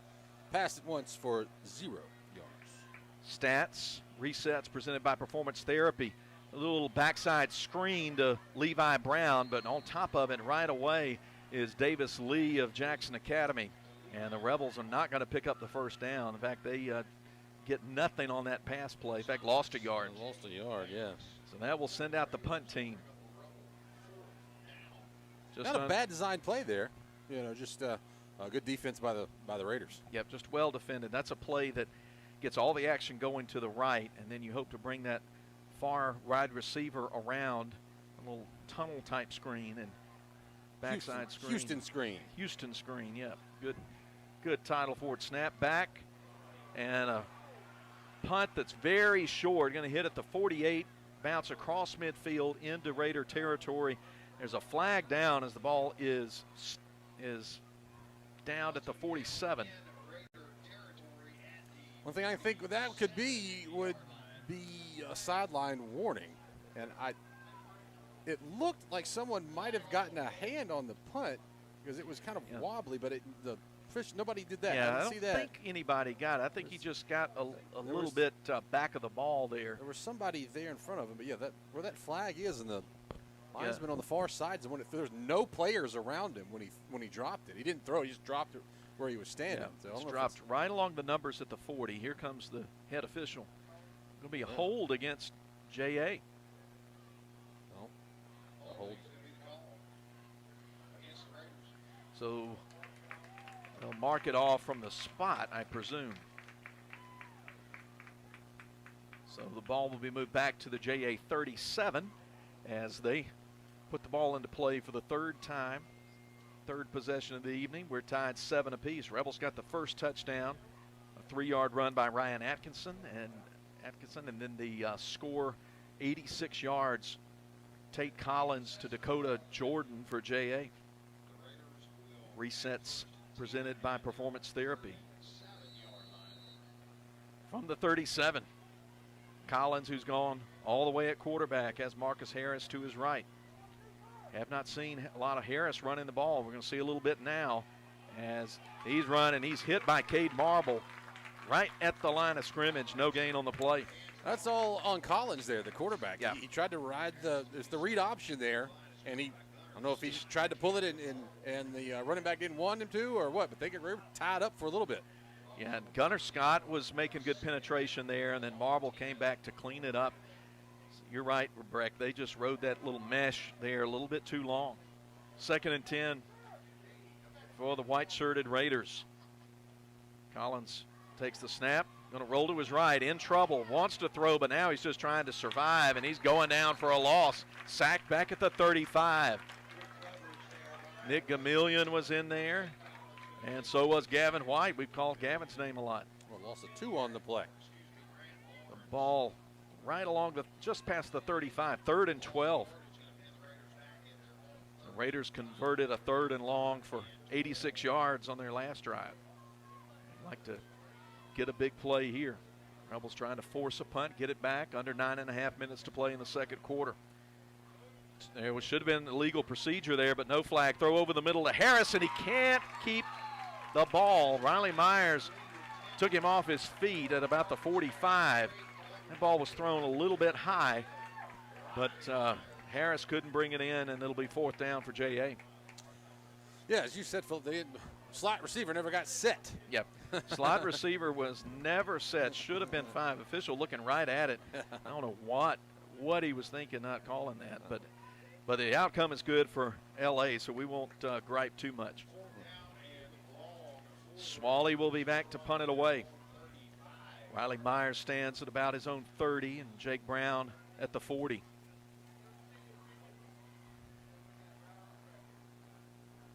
Snap back, kick away. Myers will take it at the 25, and he's going to look to come across to his left. Going to get hit once, twice, and come down at about the 28-yard line, and that's where the Rebels will take over. Second quarter presented by Carthage Collision Center. And tonight's broadcast powered by Central Electric Power Association. Trying to get you some score updates when we get some coming through here. Should be able to find a couple. Ryan Atkinson and the Rebel offense take the field, moving left to right, north to south. 2-by-2 wide receivers. Now they'll move Charlie Brantley, the wide receiver, from the right over to the left, into the slot. Atkinson will take the handoff, look, throw it up, left sideline on a go pattern, but overthrown, intended for Levi Brown, overthrown at about the 45 in JA territory. That's the same pass play they ran right before halftime last week, Philip, at Winston, and was able to hit it for about 35 yards. Yep, that was that play right there, thrown up the far sideline to the left. 8:56 to go in the first half. Atkinson and the Rebels have turned the ball over once on the opening drive, then got a touchdown after a short field on a good punt return by Riley Myers. Takes the snap, hands it to Parks, and he is met immediately and dropped in the backfield by Ethan Archie. There's a flag down. In the area of a hold right there in the middle of the scrum there, but yeah, just great penetration by Archie. Ethan Archie's a player who's gotten a lot of preseason praise, and he's the leading returning tackler off last year's JA ball club. First time I've registered him with a tackle tonight. The officials are still discussing the flag, which is sitting right at the 33. And you're right, that umpire holds it or throws it. It's usually a hold. That's what it is. So things will get marched back. Looks like they're going to decline it. Yep, will be declined. That'll bring up third down. J.A. wants 3rd and 10 instead of 2nd and 20. That's interesting.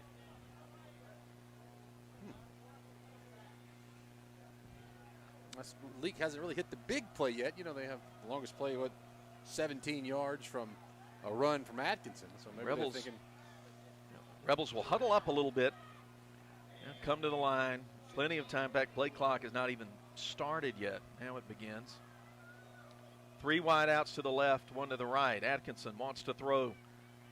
Throws across the middle, and it's caught for a first down. Going to his knees is Jake Brown for the catch at the 41-yard line, and that's a Central Mississippi Animal Clinic first down. I hope that Brown had a little padding on his chest there, Philip. That one came out like a rocket from Atkinson. That came out with some Sriracha hot right there. Yeah, he's going to be feeling that one tomorrow. But a 3rd down conversion for the Rebels at their own 41. Whit Welch, the running back, will take the handoff, and he is met in the running back. Great penetration by J.A. there. They got Thigpen back there. They got Walenta back there, and it was Thigpen who put the hit on Welch for a loss of 2 at the 39. Starting to see on this drive, J.A. starting to get in the gaps there and disrupt that run game, disrupt that option read. 2nd and 11. We'll call 2nd and 12. Atkinson fakes, keeps up the middle, get tripped up, falls at the 44-yard line. It gets a gain of about 5. Another good read there by Atkinson to keep it and get the defensive end rolling with the running back and pull it and get some positive yardage. 3rd and 7. Whittington made the stop for J.A. Rebels with 3rd and 7 now. 4 wideouts, 3 split to the left. Atkinson takes the snap, getting pressured from the backside. He's going to run up the middle, got the first down, and put on his back at the 45. That's a pickup of 11 yards and a Central Mississippi Animal Clinic first down for the Rebels. Keep moving the chains. A couple of things there, Philip. Great move right on the L.A. by Atkinson to cut it up the field. And good move by the umpire. He jumped out of someone rolling along the line of scrimmage there. Yeah, good decision by Atkinson just to bail out of that. As he's getting pressure from the backside when they try to set up, he tries to set up in the pocket. Riley Myers moves from the slot left over to the right. First down, they'll run a little option to the right. Keeping it all the way is Atkinson. He's hit hard at the 42 and drives forward into the Rebel sideline. Big lick between Atkinson and Chris Robinson, the DB. Give Whit Welch there a lot of credit, because after he realized he wasn't going to get a pitch, he turned into a blocker.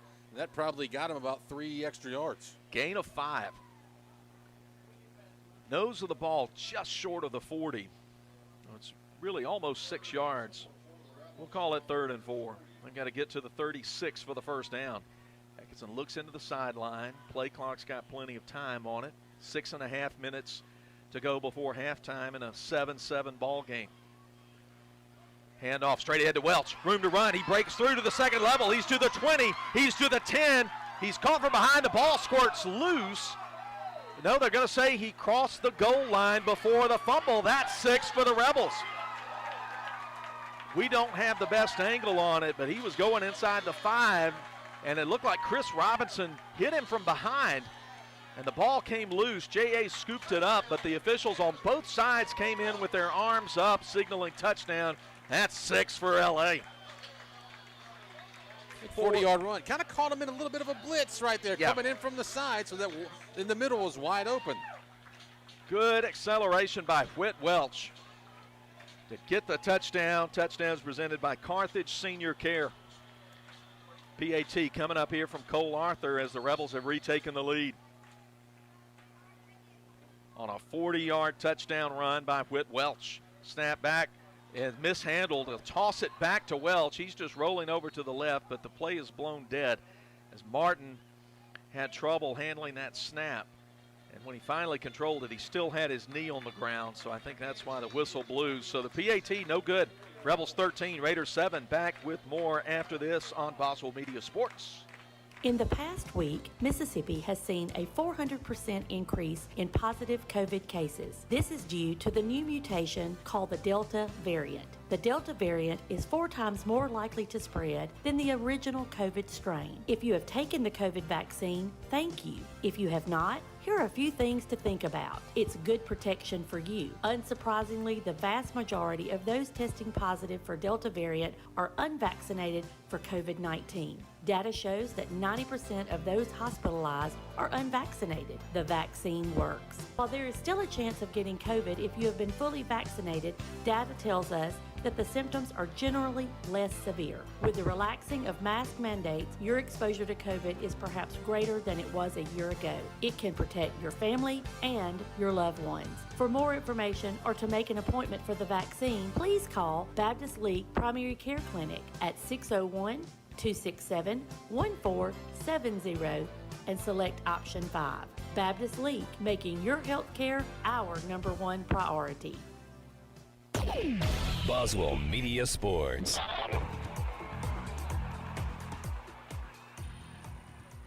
Moore's Pharmacy kickoff coming up after the Rebels have retaken the lead. They lead at 13-7 over 6A Power Jackson Academy here in Madden. 6:16 to go in the second quarter. The Rebels take it 71 yards and how many plays? 8 plays. A big third down pickup on that rocket of a pass that Atkinson threw to convert to keep the drive alive.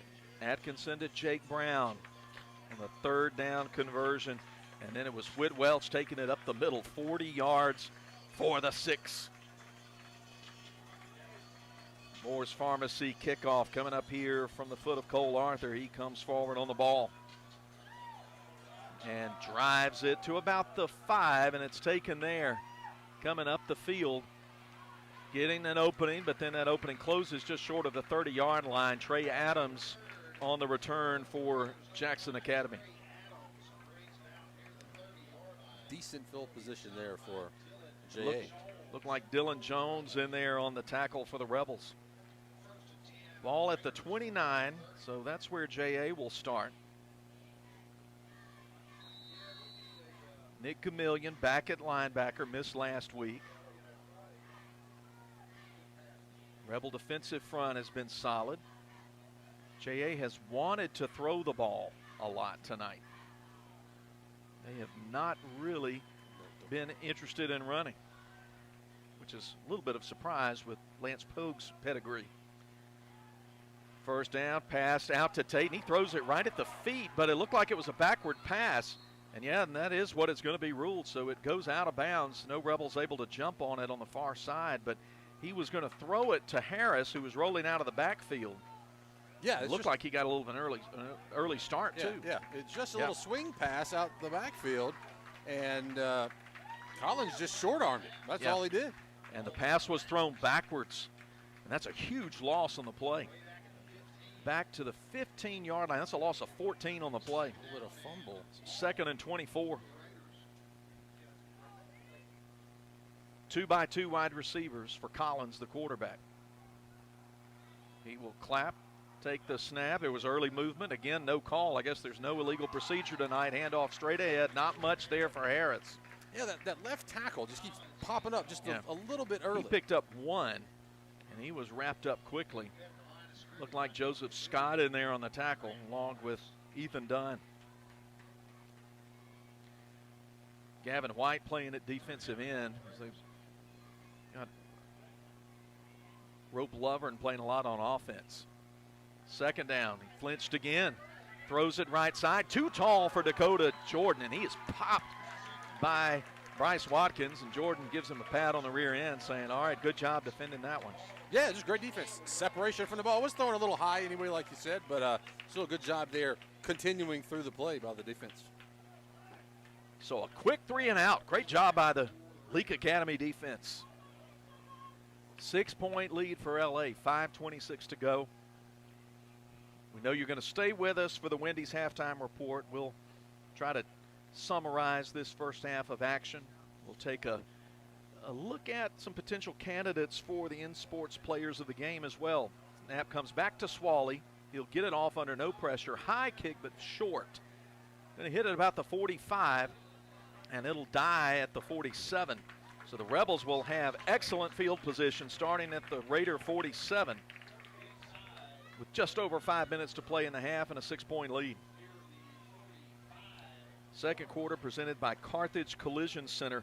We'll remind you also, Diz Fit is the official wellness sponsor of Rebel football. The officials did not take the we've been missing a heat the timeout. heat timeout, because that's when I'm supposed to say that. Unless they did it on the exchange over after the score, which they didn't give them any longer. In fact, they moved it up 2 yards. It'll be the 45 where this drive starts. So the Rebels get a couple of extra yards. Cannon Parks is at running back now. Parks will take the handoff, breaks one tackle, lunges forward to the 39-yard line, just past the 40. We'll call it the 39. Pick up a 6 on first down. Yeah, kind of what you saw from Parks last week. He cuts through there and then kind of hops on one foot and able to get a couple of extra yards. He comes up limping a little bit. Ethan Archie hit him right near the line of scrimmage, but he just did a good job staying on his feet and getting that yardage after early contact. Parks is limping a little bit there. Tripped up by Wynn Hooker, the defensive end. And you're right, he's staying in the ball game. Shotgun formation. 3 wide outs. The handoff to Parks straight ahead. He lowers his head near the 35. He's going to be a little short of the first down, maybe by a yard. Yeah, give him about 5. Once again, the Raiders are kind of bringing heat off the edges, Phillip, and that's what burned them on that big run from Whit Welch. So that leaves that middle just a little vulnerable, and Parks is able to kind of dip and dash in there, and he's going to get a break right here, and Whit Welch will check in. Yeah, new defensive tackle in for JA, number 67, who's not on my roster. Under 4 minutes to go now. 3rd and a yard from the 36. They need to get to the 35 for the first down. Whit Welch in at running back. Welch on the carry, handoff straight ahead, and he's not going to get it. Raiders do a good job just stuffing that play. In fact, he lost a yard or 2. Atkinson never liked something there. He was looking to the side because the play clock was running down about 4 or 5, and he never liked something, was thinking about taking a timeout there. Loss of a yard there. Archie in on the tackle along with Kennedy. But now 4th and 2 for the Rebels, and in this part of the field you're going to go for it. They'll 15 on the play clock. Looks like the Rebels are going to they're going to call timeout. Yeah, Coach Pickens walking over to the linesman saying, I want to take this play clock down and call timeout. And at 2 seconds, there's the timeout. 3 minutes, 4 seconds to go. Rebels lead at 13-7. Timeout on the field. We'll take a 30-second break, and we'll come back with more Rebel football on Boswell Media Sports. Lisa, I am leaving the radio business. What are you talking about, BMO? Because I'm going to go work for QC Supply. QC Supply does have a lot of friendly and knowledgeable people. They carry a variety of poultry equipment and parts for new houses and retrofits, too. Yep, and they also carry rodenticide, insecticides, and disinfectants. So what makes you think you could get a job at QC Supply? Well, I does have a lifetime of experience of being a chick magnet. I got your chick magnet right here. QC Supply, your one-stop shop for everything poultry. Located at 2633 Highway 35 South in Forest. Fortunately, I keep my feathers numbered for just such an emergency. Boswell Media Sports. We come out of the timeout. QC Supply is your audio and video stream provider for Leake Academy football this season. You can catch video of tonight's game and all home games. Link available at cruisin98news.com. 4th and 2 for the Rebels. At the JA 37, handoff to Welch. He's hit in the backfield, falls forward, and I think he's short of the first down. Got a bad spot. He didn't get a good spot. I mean, it was going to be close anyway, but I don't think he didn't get the best of spots. Yeah, they're not even going to measure. Yeah, about half a yard short. And the JA defense with a big stand in the closing minutes of the second quarter, Breck. Yeah, and they needed it right there. You know, their offense has – you really, if you're JA, you want to get some kind of rhythm. There's been no rhythm. There's been the one big play. Other than that, there's been no rhythm for JA. And you want to try to maybe do a little something before the end of the half. But I mean, this Leake defense has been stout. Coach Lance Pope continuing with Tate Collins at quarterback, going all the way here. 4 wide outs in the formation as J.A. takes over on downs at the 36. Handoff straight ahead. Nope, it's going to be fake, pulled, thrown out to the side. Dakota Johnson is hit by Riley Myers and taken down in a great open field one-on-one play. Short gain on the play, pickup of 3, 2nd and 7. Yeah, great job there by Myers. I mean, it was that RPO is what the new term is, run pass option, and Collins just throws it while he's in midair, throws it behind him. And a great job by Myers there just to stick with the tackle. Good recognition by the junior safety, Riley Myers. Gave him 4. Generous spot. 2nd and 6. Keeping it is Collins, rolling out right side, gets a seam up the far sideline, going to get into Rebel territory and driven out of bounds just past the 40. And he's going to go out of bounds at the 39. A bit of block in the back on that play on J.A. right here across the middle. It's a pickup of about 22 on the play, first down. They'll mark it at the 40, make it 21. J.A. sets up with a fresh set of downs at the Rebel 40. Clock at 2:08 to play in the quarter. Collins, the quarterback, Harris, the running back. Now they'll set the play clock. Let them put it into play. 3 wide outs to the left. Collins takes a snap, looking in that direction, throws for Jordan, but puts it too far out in front of him. There were Rebels all around. Chameleon right there in the middle of the action. He threw his hand out. I don't know if he got a hand on it or anything, but he was close.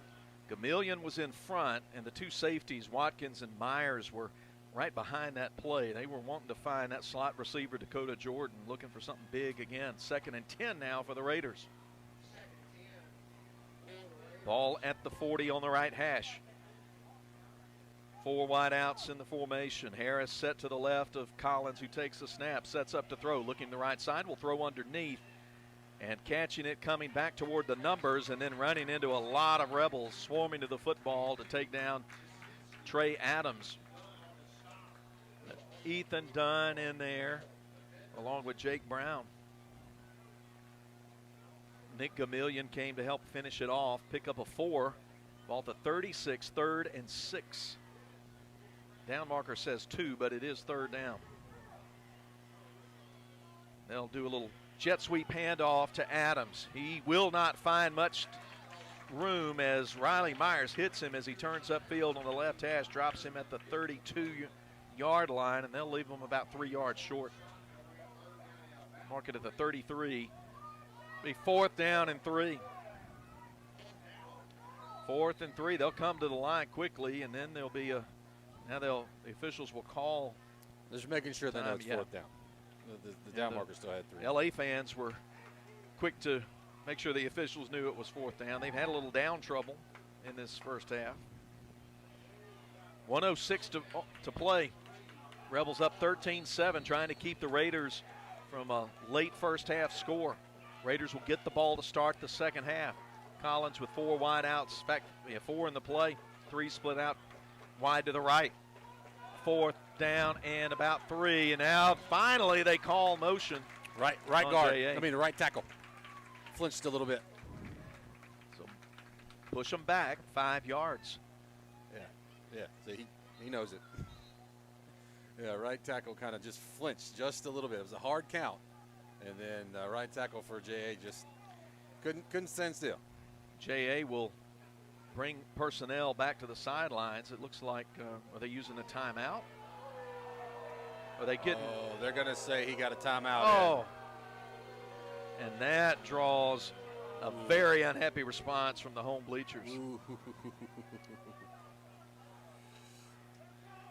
So never mind the 5-yard penalty. It will remain 4th and 2 after a lot of discussion. They'll say timeout was called by the JA sideline before the penalty. Yeah. And all I got to say, folks, is I don't know about that. Stevie Wonder can see better than that. So we'll keep it here. 51 seconds to play in the half. Wendy's halftime report coming your way. when the clock hits 0 here in the second quarter. What has been an entertaining first half, and Rebels have, each team scored on a big play. Yep. Rebels have had one drive where they grounded down, got that first score in their second possession. Here come the Raiders off the sideline to the line of scrimmage. 4th, and now somehow the yard marker moved back. But anyway, we know we're going to assume it's still 4th and about 2 or 3. Okay, 4th and long 2, short 3. 3 wide outs and a tight end in the formation. Collins takes a snap, little shovel pass, incomplete, and it'll go over to the Rebels on downs. He wanted to find Harris on a little shovel pass to the inside. And credit Gavin White with getting in there and disrupting the play. Yeah, just a good play call. Good play call by J.A. You could tell when it was setting up, I was doing this, shovel pass, but Gavin White sitting there kind of playing center field, able to knock it down. Good recognition by Gavin White. Rebels take over with 45 seconds to go in the half after turning the J.A. Raiders back on downs. Ball at the 32. The line of scrimmage just seems to move just kind of whatever. Indiscriminately between the 32 and the 33 here, but now the line of scrimmage. Rebels have it at the 32. Cannon Parks, the wide receiver. White off the sideline into the game, will be set as an H-back. 10 on the play clock. Atkinson takes a belt-high snap, hands it to Parks, and he is stuffed. Loss on the play. Lost a couple. So it'll be 2nd and 12. About 30 seconds to play in the half. Yeah, I don't imagine you'll see too much. That was Ethan Archie getting back there again. He has really asserted himself in this second quarter. Rebels look like they're going to be content to let it wind down or come close to it. The play clock's about 2 seconds ahead of the game clock. Yeah, they won't have to snap it. Coach Pickens is out there talking to the officials, so nobody's heading to the locker room. But you're right, Breck, they do not have to snap it. So it looks like he's going to use a timeout. Nope, he's just going to let it run down to 0. Play a little chess right there. 2 quarters in. Last year's 5A champions, L.A., with a 13-7 lead over last year's 6A runners-up, the Jackson Academy Raiders.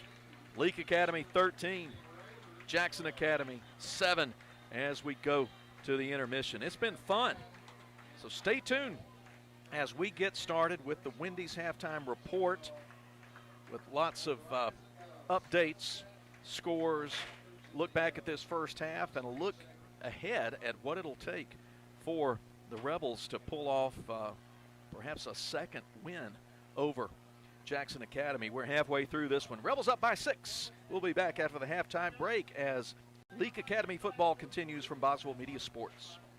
When it comes to the health and well-being of your four-legged family members, you need to trust veterinary experience that you'll find with Dr. Ryan Anderson and Dr. Steve Green at Central Mississippi Animal Clinic. Central Mississippi Animal Clinic is a full-service animal hospital that specializes in both routine and emergency procedures such as medical, surgical, dental, and grooming. Central Mississippi Animal Clinic conveniently located at 900 Highway 35 South in Carthage, or find them online at gmacvets.com. Can't you just taste that seasoned, hot, juicy char grilled to perfection steak? Yeah! I bet you're already on your way to Lee's Steakhouse. Of course, the menu is available with plenty of tasty choices, from fried crawfish tails to shrimp and grits, and house desserts to top it off. Open every Thursday, 4:30 to 8:30, Friday and Saturday, 4:30 to 9. Lee's Steakhouse, voted top 5 Mississippi's best steak. Highway 21, just south of Sebastopol. Time to ride, boys. South Group Cox Agency has the best lines of coverage for your home, business, and auto, also leading the way in protecting the very essence of who you are. This time of year, identity theft is on the rise. More than 8 million households will be hit in some way this season. South Group Cox Agency prevents hackers from destroying your life with credit monitoring and data protection, even expense reimbursement to cover costs incurred while reclaiming your identity.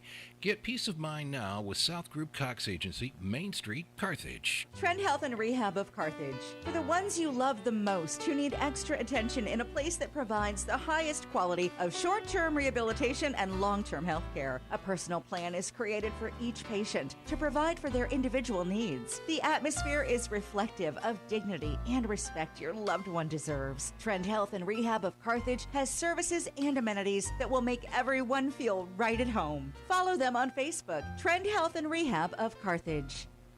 Are you a safe driver looking for an auto insurance company as reliable as you are? If so, Mississippi Farm Bureau might just become your favorite place to get auto insurance. In fact, you're why we created Fave Rates. Great new rates with the same great service. To find out if you qualify for Fave Rates, call your local Farm Bureau insurance agent today or get a free quote online at faverates.com. Mississippi Farm Bureau Insurance. Go with the home team. Call Rick Dowdy, Ronnie Shepard, Mike Mayfield, or Casey Atkinson at 601-267-4585. Carthage Senior Care. They deserve the best in a place that provides the highest quality of short-term rehabilitation and long-term health care. The nursing staff is highly trained, experienced, and very compassionate for this special care. A unique plan is created to ensure the needs are met for each patient, and the environment is that of dignity and respect your loved one deserves. Carthage Senior Care has services and features that will create an at-home feeling for every patient. Follow them on Facebook, Carthage Senior Care. Boswell Media Sports. The Wendy's halftime report coming your way from Thagard Field in Madden. And our score at the break, Leake Academy 13 and Jackson Academy 7. Philip Palmertree and Breck Riley here in the booth. John Alden Crosby doing a great job operating our camera tonight. And Billy Steen is our studio engineer at Boswell Media Sports Studios. And wouldn't be any fun without you here. So thanks for listening to tonight's ball game. I will give you some scores as they've sort of come across, creep across here. District 2 5A score. St. Joe from Madison, new members of the division, are leading Natchez Cathedral late second quarter 12-0. Union leading 18-0. And then all of a sudden this doesn't say who they play, and I forgot who Union's playing tonight. Choctaw Central. Choctaw Central, yes. Union 18, Choctaw Central nothing. Late second quarter score there. Brandon leading Oxford late second quarter 14-0. West Jones trailing Madison Central right before the half 21-7. Big ball game down there. Into the first quarter, West Lowndes leading Biggersville 7-6. And seen a few others come across here. Just looks like more updates from some of the same. Here's a Tri-County score at the half. 26-0 over Bowling Green is there at the break as well. And at the half, Southeast Lauderdale leading Hamilton 13-0. That's a quick early scoreboard look. We'll give you some more scores before our Wendy's halftime report is over. In this ball game, the Rebels got in trouble early, fumbled on a third down play on their first drive of the ball game, fumbled it at their own territory at around the 30-35 yard line, and gave JA a short field. But the defense stood tall, got the turnover on downs, did not give up the points, and then the Rebels got things together the second time on that drive and drove it down, scored from the 3-yard line. Ryan Atkinson going in with how much was there? 2:16 to go in the quarter. Going in from the 3. Cole Arthur's point after attempt made it 7-0 Rebels. But on the Rebels ended up surrendering score late in the quarter from the 20. They were the 3rd and 17 for JA from their own 13. And they end up getting an 87-yard score from Tate Collins to Dakota Jordan. They threw a slant pattern over the middle, and it was perfectly thrown. Jordan caught it in stride, headed up, crossed the field, up the left side, got outside the numbers, and then just won the foot race from there for the touchdown, and quickly J.A. had tied the game after not moving the ball at all. In fact, they had negative yardage at that point. The Rebels, though, got a big drive of their own in the second quarter, got a punt in J.A. territory, and let's see, that was the longer drive they got back there, and they went 61 yards, I believe, on that, 71 yards on that drive. They got the ball with about 9 minutes to play, and the 40-yard run from Whit Welch up the middle, the 6:16 mark of the second quarter, made it 13-7, and that's where we stand now. The extra point snap was mishandled, and so no chance to kick it through from Cole Arthur. It's been a closely played first half, but you got to like, Breck, the way the Rebel defense has played in this first half. Yeah, I mean, basically 2 big plays for J.A. Other than that, it has been just a mishmash of just fumbles, or not even fumbles, just not looking set, mishandling, reads and everything like that. But you had the 87-yard touchdown catch, and then there's one big 27-yard run by Collins. Other than that, it's negative yardage basically for J.A. I mean, you might have a gain of 1 or 2 here or there, but other than those 2 plays, that's it. It has been closely contested. We'll give you a couple of more scores and then toss it to Breck. If any relevant stats from the first half, we'll pass along to you as our Wendy's halftime report continues. Tonight's broadcast is powered, as always, by Central Electric Power Association. A couple of more scores. Get ready for this one. Just up the road over in outside Philadelphia, in the Neshoba Central and 6A Hernando meeting tonight at Rocket Stadium. There at the half, Neshoba Central 24, Hernando zilch. 24-0, the Rockets up on Hernando. Ridgeland leading Northwest Rankin at the break 21-13. There's a couple of more scores. We'll add a few more along the way here, but we're 13-7 here. Leake leading Jackson Academy. We'll remind you that the Rebels will hit the road next week and head up to Starkville to play the Volunteers of Starkville Academy. That's a 7 o'clock kickoff, and we'll be on the air around 6:15 with the TNK Farms Wood-Mizer pregame show.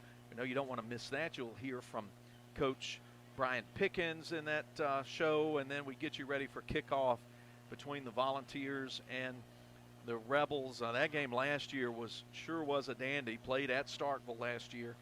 Rebels looked left for dead again, down a couple of scores late second half, but managed to rally and come out of there with a win. I think it was 49-45 or something along those lines. It was some kind of offensive night for both ball clubs. I think over 1,000 yards in total offense combined between those two teams that night.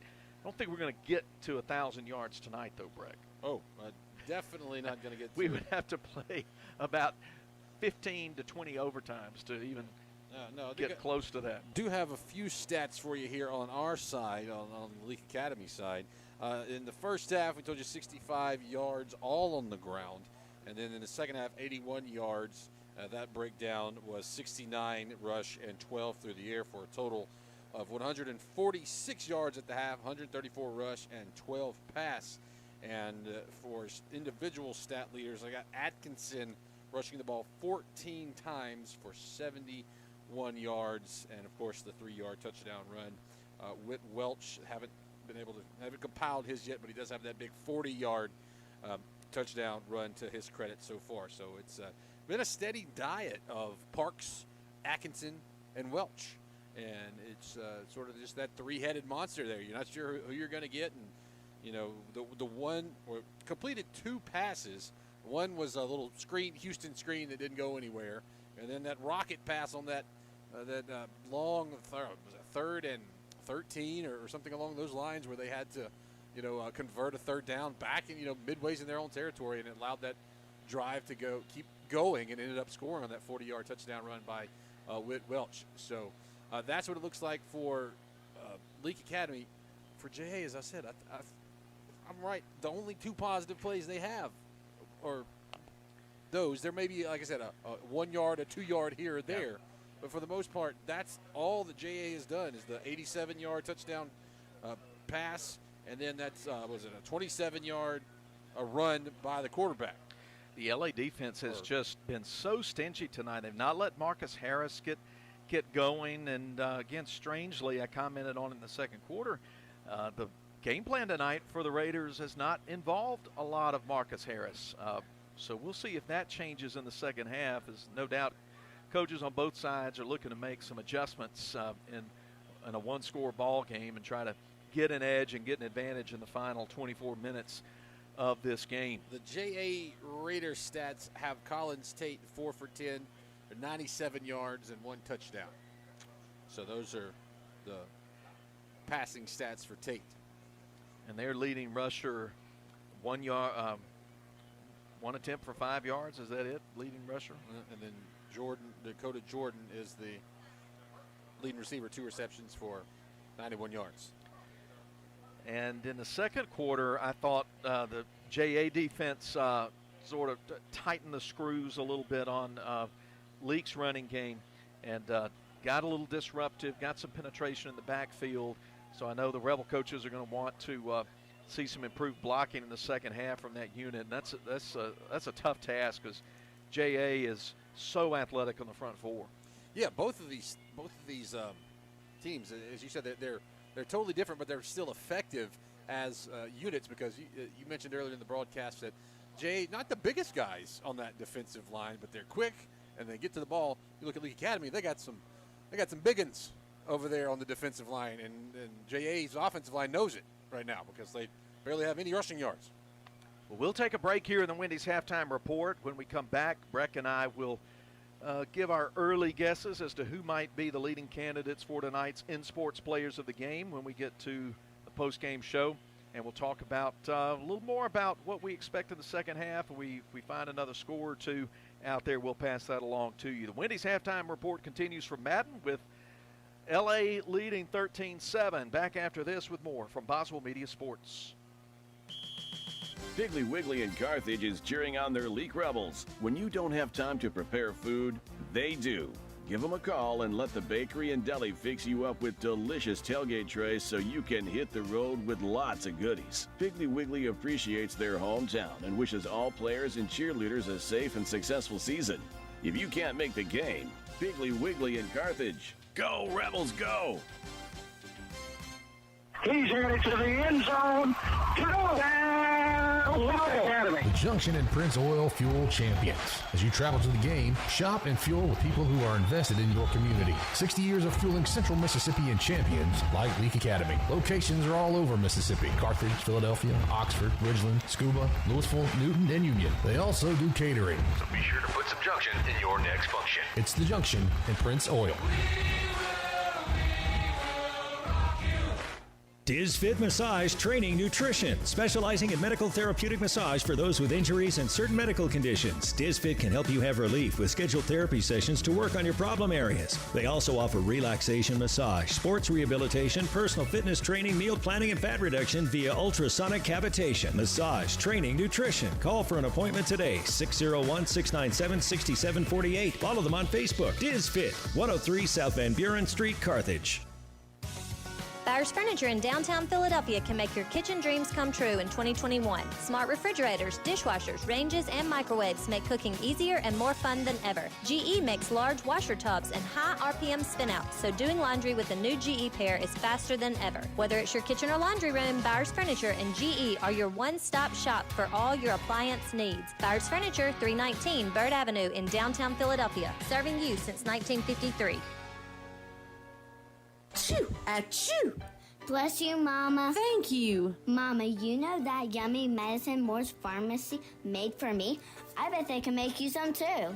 Well, let me just give them a call. Moore's Pharmacy is your specialty pharmacy for compounding and compliance packaging. This makes it easier if you take several prescriptions. And be sure to download their RX Local app. This will make your wait time even shorter, if you can believe that. Moore's Pharmacy, your only local independent pharmacy in Carthage, Walnut Grove, Sebastopol, and Lena. The Scott family would like to wish the Leake Academy Rebels good luck in this football season. You will get out of something exactly what you put into it, and you showed us last year just how determined you were. Football is like life. It requires perseverance, self-denial, hard work, sacrifice, dedication, and respect for authorities. So set your goals high and don't stop till you get there. Make it another great one to remember, LA Rebels. Boswell Media Sports. Welcome back to the Wendy's halftime report.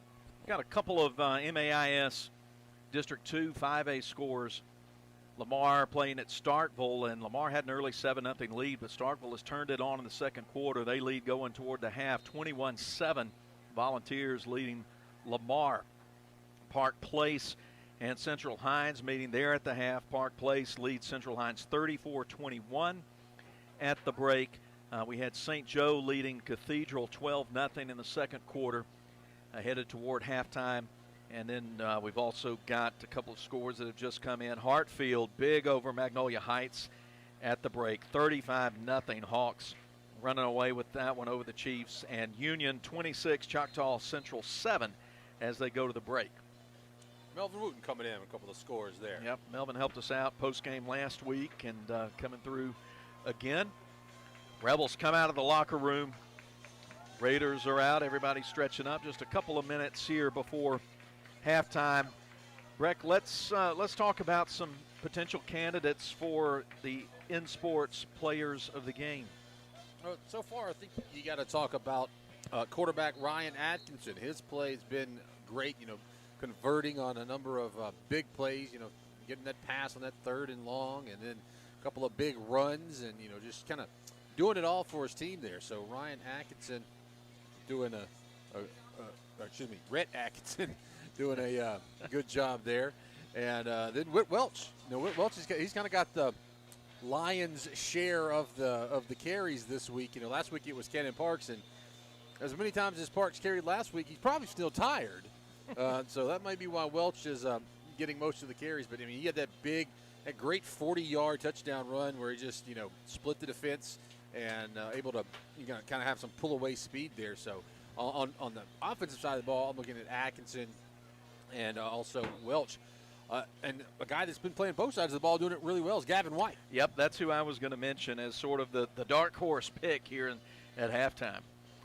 Gavin has, of course, played at that H-back position, and he's so solid, lead blocker. So much of the running game runs right behind him, but he has really made a lot of plays defensively tonight. He's broken up a pass. He's made some tackles, called his name quite a bit tonight, and he got pulled in at defensive end because the Rebels had to put Rope Lovern over at left tackle with Reed Young missing tonight's ball game because of injury. And so they brought Gavin in he's played a whole lot of snaps on defense, and he's been solid. Yeah, I think he's probably played on both sides of the ball. Because you think him and Myers and Scott are the ones that you think of when playing on both sides of the ball. Jake Brown. Yeah. But White's been in there just as much. And, he's been in a lot of those quarterback hurries, too. Getting in there and hurries. I don't think we credit him with a sack yet. But, yeah, he's got his name in the he's around the ball most of the time on defense. Well, a couple of big plays have been the story of the first half. J.A. with a big play in the first quarter for a touchdown on a pass play. Against Starkville Academy last week, they had 3 touchdowns of, I believe, greater than 75, 80 yards. They were just hitting big strikes in the second half. You certainly don't want to see your defense give that up as well as the Rebels have played from series to series. Yeah, and they're going to get the ball here to start the second half is J.A. So they have an opportunity. And when I was always said when you have a half like that, you just got to put it behind you if you're J.A. I mean, you're just that one big play away from just getting dismantled and having a train wreck in the first half. So J.A. may be thinking this is a new ball game right now. Yep. Well, we'll come back with the start of the third quarter. We'll take one more short break and then get you to the start of the third quarter as Leake leads Jackson Academy 13-7. Back after this as Rebel football continues. Lisa, I am leaving the radio business. What are you talking about, BMO? Because I'm going to go work for QC Supply. QC Supply does have a lot of friendly and knowledgeable people. They carry a variety of poultry equipment and parts for new houses and retrofits, too. Yep, and they also carry rodenticide, insecticides, and disinfectants. So what makes you think you could get a job at QC Supply? Well, I does have a lifetime of experience of being a chick magnet. I got your chick magnet right here. QC Supply, your one-stop shop for everything poultry. Located at 2633 Highway 35 South in Forest. Fortunately, I keep my feathers numbered for just such an emergency. Boswell Media Sports. Third quarter about to start up from Thagard Field in Madden. A pair of 1-0 ball clubs meeting 5A Jackson 5A Leake Academy and 6A Jackson Academy. Rebels will kick off to start the third quarter. Put 3 minutes back on the clock. Okay. Everybody thinks we need 3 minutes. The Rebels, in fact, the kickoff coverage team is out there already. Cole Arthur's talking to one of the officials at the 40-yard line. Yeah, the head officials over talking to Coach Pogue. Coach Pickens wasn't happy about something there. I don't know if it took too long or something, but yeah, the head officials over talking to Coach Pogue, and the JA coaches don't seem to be happy about something. No, nobody's happy. Yeah, Coach Pogue, they're out at the numbers along the 45-yard line, and judging by body language, he's really giving it to the head official over something. Our score 13-7. What we thought was about to be your Moore's Pharmacy kickoff to start the third quarter may be delayed just a little bit. Yeah, still not sure what the and, issue is. Here's what we'll take a second to do. We've thrown out the name Lance Pogue a couple of times. He's in his second year at Jackson Academy, and what an illustrious career he's had in Mississippi high school sports. Career 221 wins, 61 losses, and he's won 10 state titles, coached Eupora High School to 2, and then most folks know about that great run of those South Panola teams about 15, 20 years ago. And boy, were they dominant. 8 state titles there up at Batesville. And J.A. got a lot of people's attention getting Pogue hired last year. Yeah, doing what they call the double dipping. With the coaches will go and coach in the public school, get their retirement, and then come find a MAIS school to coach for. So, but Pogue's a big name, big get for Jackson Academy. And as you said, one of the most storied coaching careers in the state of Mississippi. The Raiders compete in District 1 of 6A, and a lot of familiar names, some of the elite MAIS squads in that district. They've got MRA there, who's got a big televised ball game against a top-notch program from West Tennessee tomorrow. Going to be on ESPN2, I believe. That's tomorrow afternoon at 2 o'clock.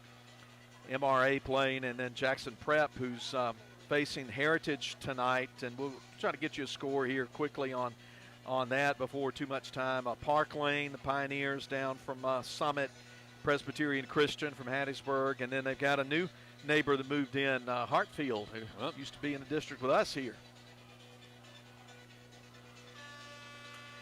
Now the horn sounds on that very, very long halftime.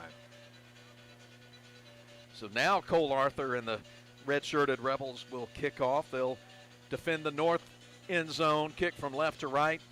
JA in white jerseys, navy blue pants, navy blue helmets with the JA logo on the side. Crisp, clean look from both teams. Rebels in white pants again for the second week, and the familiar navy blue helmets.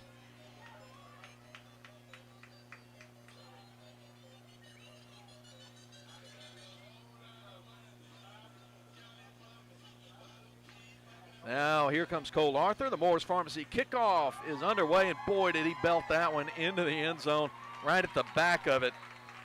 Well, 9-10 yards deep there. Here's your halftime score. Heritage leading Jackson Prep 13-0. And that game is up in Columbus. The Rebels will see Heritage later in the season. See them in week 9, mid-October. 20-yard line is where JA will start from. They'll bring the offensive unit in from the sideline and come straight to the line of scrimmage, looking at that 4-3 Rebel front. Still Collins at quarterback. Collins with Harris set behind him in a pistol formation. 3 wide outs and a tight end in the formation. Handoff to Harris, and it took a long time to develop. He's still trying to fight forward, but Rebels have him around the waist and around the legs, and he didn't get much at all. Yeah, credit Nick Gamillion for kind of like grabbing him from the back, almost like the old German suplex, just holding him there until the Joseph Scott came in to finish him off. Yeah, Harris is a big boy. He goes, 5'10", 230? Yep, gain of 2 on the play. 2nd and 8 for the Raiders. Ball middle of the field. Again, that left tackle moves early, no call. Swing pass out to Harris. He makes one man miss, gets across the 30 to the 40, and finally dragged down at the 41 by Nick Gamillion. Pickup of 19 and a first down. But I don't see how that left tackle is not getting flagged for popping up out of his stance. Yeah. You can almost set your watch by. There it is again.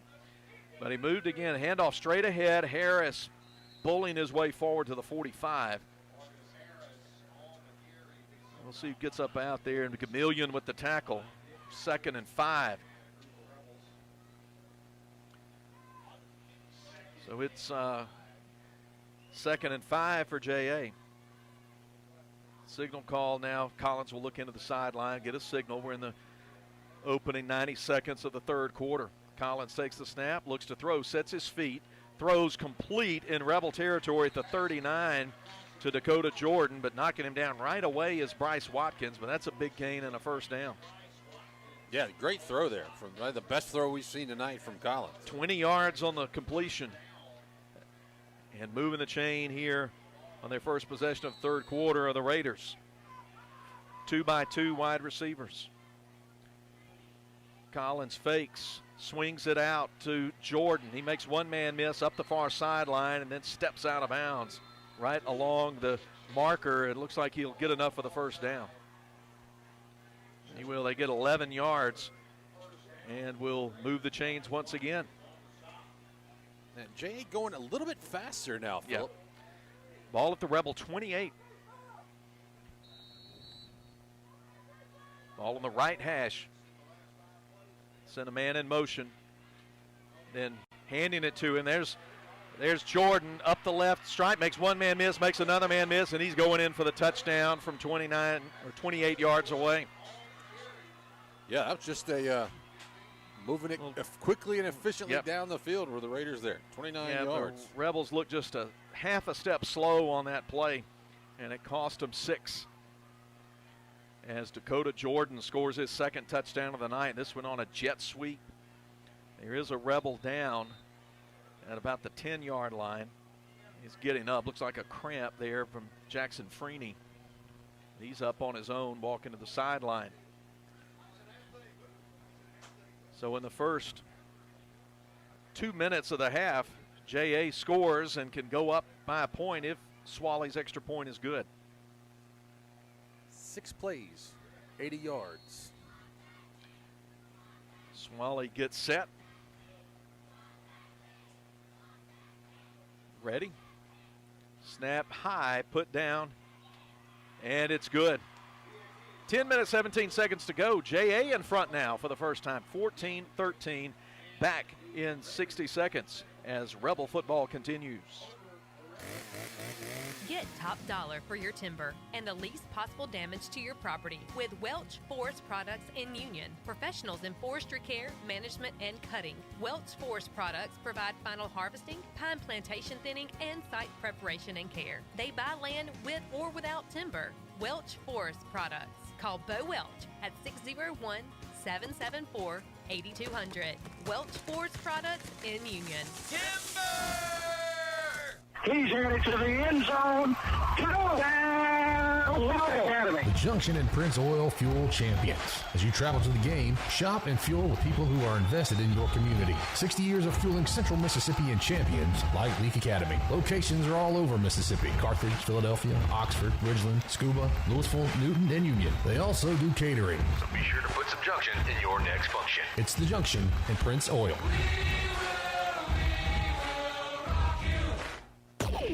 Boswell Media Sports.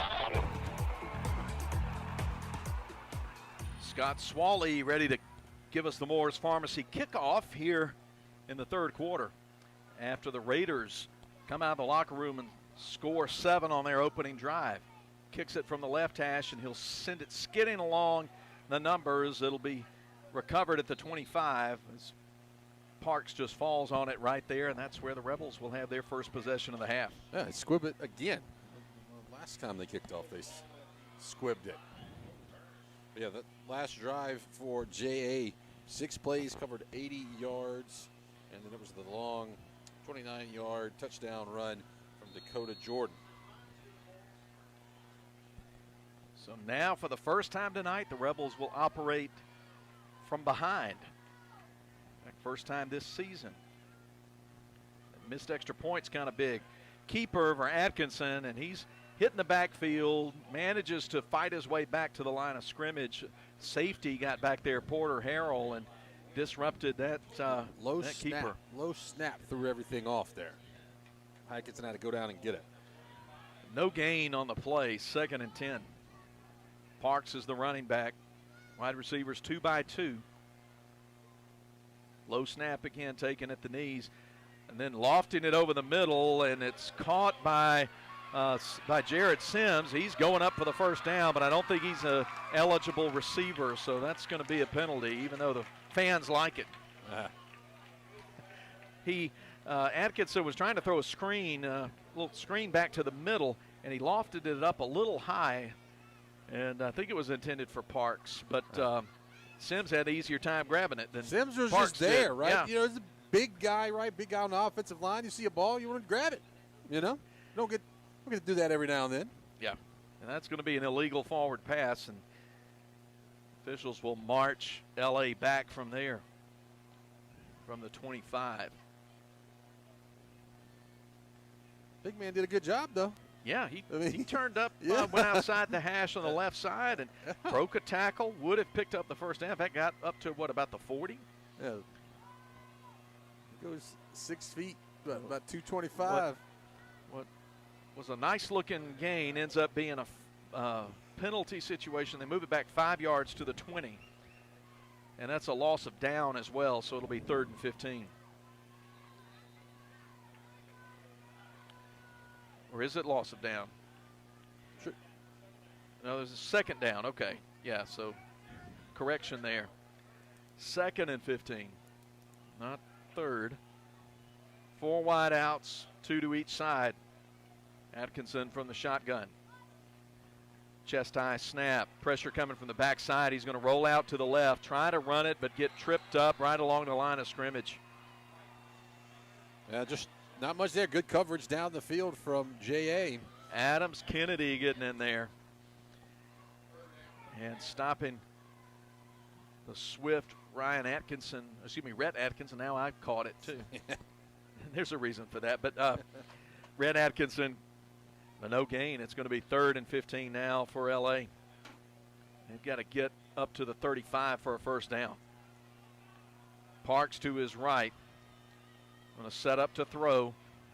Protection breaks down. He rolls out right. Looking now. Heads upfield and has to tiptoe out of bounds just past the 30, and that's going to be short of the first down by about 4 yards.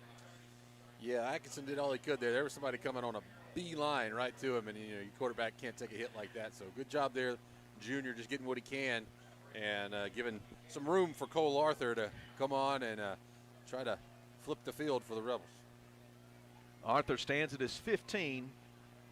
Trey Adams standing at his own 35. And, boy, the J.A. pass rush, particularly off the edge, the defensive ends, has just been made it tough for the Rebels to throw the ball. But a really nice spiraling kick, driving him back to the 25 where the fair catch is made. And there's Cole Arthur doing what you need him to do there, and because you don't need to give JA a short field. They've got the wind in their sails right now, leading 14-13. Our third quarter presented by Kenny James Grill. Yeah, beautiful punt there from Cole Arthur. Would you like to see that high, tight spiral? Driving the return man back a little bit. Yeah, it wasn't too hard for JA to move it down the field on their first drive of the second half. So maybe he's just 44 yards on that punt. Maybe you just hope that Leake was just caught off guard on the opening drive and maybe can settle in here. Collins brings his offense out.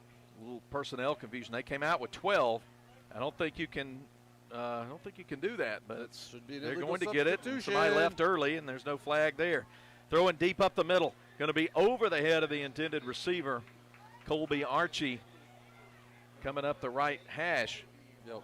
Safeties were there with him. Yeah. But JA is sort of getting a free form kind of privilege here tonight with more people personnel and people moving early. The fans are upset about moving early, but they literally broke the huddle with 12 people. Yeah, they came to the line of scrimmage, had 12 people, and then ran one off. 2nd and 10. And left tackle moves early again, but rolling out to the right is Collins. He's going to tiptoe around, get some good yardage on 2nd down, and be taken down at about the 34-yard line, or 30. It'll be 33. It'll be 3rd and 2, pickup of 8 before Jake Brown got him down. 3rd and 2. Rebels need a stop here. Quickly to the line comes Collins and the JA offense. Clock down to 8 minutes and ticking in this third quarter. Plenty of time on the play clock. Collins will fake the handoff, come up the middle, get the first down, now break it to the outside of the 45 and go out of bounds short of the midfield stripe. So a 3rd down conversion for JA, and they have found that rhythm that they didn't have in the first half. Yeah, just a good read there by Collins because the defensive end for Leake took the running back, so Collins pulls it and gets, about 18? Got 16 on that play right to midfield. Ball at the 50 on the right hash. 4 wide receivers, 3 split out to the left. Collins wants to throw. Will throw it. It's tipped by Nick Gamillion. They wanted Dakota Jordan. The inside slant there, but good job by Gamillion to recognize it and bat the ball away. 2nd and 10. Yeah, that play looked kind of lazy for everyone involved. Collins was just looked like he was just popping up. Oh, we're going to throw it. It just looked kind of off and slow developing. 2nd down, 10. Ball at the 50. 2 wide outs to each side now, and Harris, the running back to the right of Collins. He'll bring Jordan in motion. They'll hand it to him. He goes around the right end, gets 5, gets more before Rebels force him out of bounds. Gavin White and Ethan Dunn there with the lateral movement. Jake Brown out there as well, but it's about a 7-yard pickup, so 3rd and 3. Same play he scored on earlier. This time just goes to the opposite side of the field. Quickly to the line, 3rd and 3. High snap, pulled down, taken by Harris. He bulls his way forward down to the 35, and that's another first down for the Raiders, and the JA coaches want them moving faster. Fresh set of downs for JA, leading 14-13. The midway point, or near the midway point of the third quarter, 7.5 minutes to play in the third. They come to the line quickly with 4 wide outs. Collins wants to throw. Pressure coming. He rolls to his right, throws it underneath. Ball caught right near the line of scrimmage. Short gain there as the pass was caught by Colby Archie. And it'll about a yard. Yeah, gain of 1. Rebels defended that well. Jake Brown out there just right on him, hit him right away. 2nd and 9.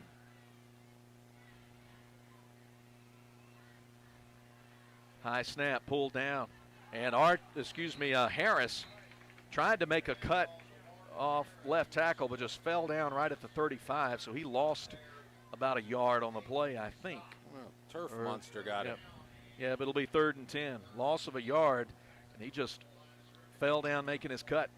So 3rd and long. Rebel defense needs to rise up here. 6.5 minutes to go in the third. Collins wants to throw. Throws it underneath and just right off the hands of Archie, right along the numbers, about halfway to the sticks. So it'll be 4th and 10 now. Incomplete pass, just dropped. Credit Jake Adams there for coming through, putting the pressure on, on Collins. Jake Adams applying some pressure. So 4th and 10, looks like JA is going to keep their offense on the field. Dakota Jordan checks back in. That slot position. They also bring in C.J. Banks into the slot. I bet they want to get it into the hands of Jordan, number 2. 4th and 10. Here's the snap. Throw. They're looking for it. It's intercepted by Riley Myers. He's going to come up the outside, get hit hard by Harris, and go down right along the 30-yard line. INT for Riley Myers on 4th down, and it's Rebel football. 6:17 to go in the third. All you have to do is knock it down there, but boy, great positioning there by Riley Myers. He gets his first interception of the year. Yeah, he's a good baseball player. He's back there playing center field, and just jumped up and grabbed it at the 25-yard line. And officially, line of scrimmage 31. We'll take the heat timeout here. We'll be back. Rebels down 14-13 in the middle of the third quarter. Back with more Rebel football from Boswell Media Sports. Kenny James Grill, where friends meet to eat, have an adult beverage, and have fun. Enjoy their daily lunch special Tuesday through Saturday. Friday night, get ready to watch the best local football in town via live stream while you enjoy your favorite dinner with your favorite friends. And Saturday night, do it all over again with live entertainment for some serious excitement. Kenny James Grill is the happening place to go, weekdays or weeknights. Check them out. KennyJamesGrill.com. Kenny James Grill, where friends meet to eat. Court Square, Carthage. Diz Fit Massage Training Nutrition, specializing in medical therapeutic massage for those with injuries and certain medical conditions. Diz Fit can help you have relief with scheduled therapy sessions to work on your problem areas. They also offer relaxation massage, sports rehabilitation, personal fitness training, meal planning, and fat reduction via ultrasonic cavitation. Massage Training Nutrition. Call for an appointment today, 601-697-6748. Follow them on Facebook. Diz Fit, 103 South Van Buren Street, Carthage. Boswell Media Sports. LA takes over on offense after the Riley Myers interception. Line of scrimmage, the 31-yard line in their own territory.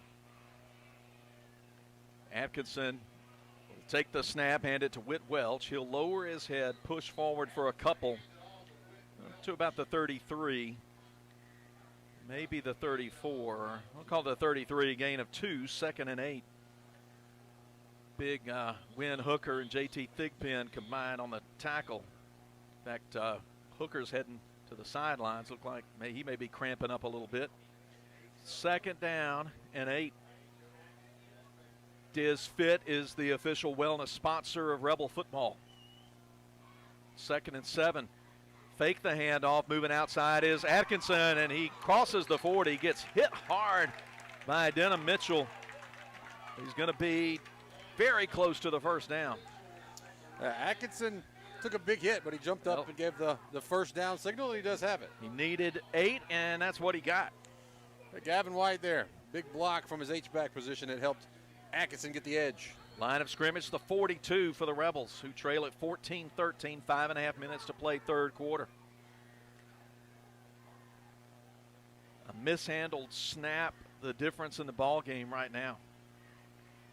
Big formation here. Gavin White, the H-back, set to the right. Low snap, handed off to Welch, and he won't get much. He'll get to the 44 before Kennedy hits him on the hip and puts him down.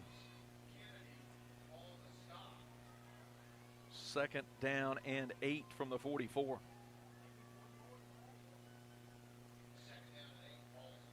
Rebels kind of countering now with going with some bigger formations, Breck, putting a little more beef up front.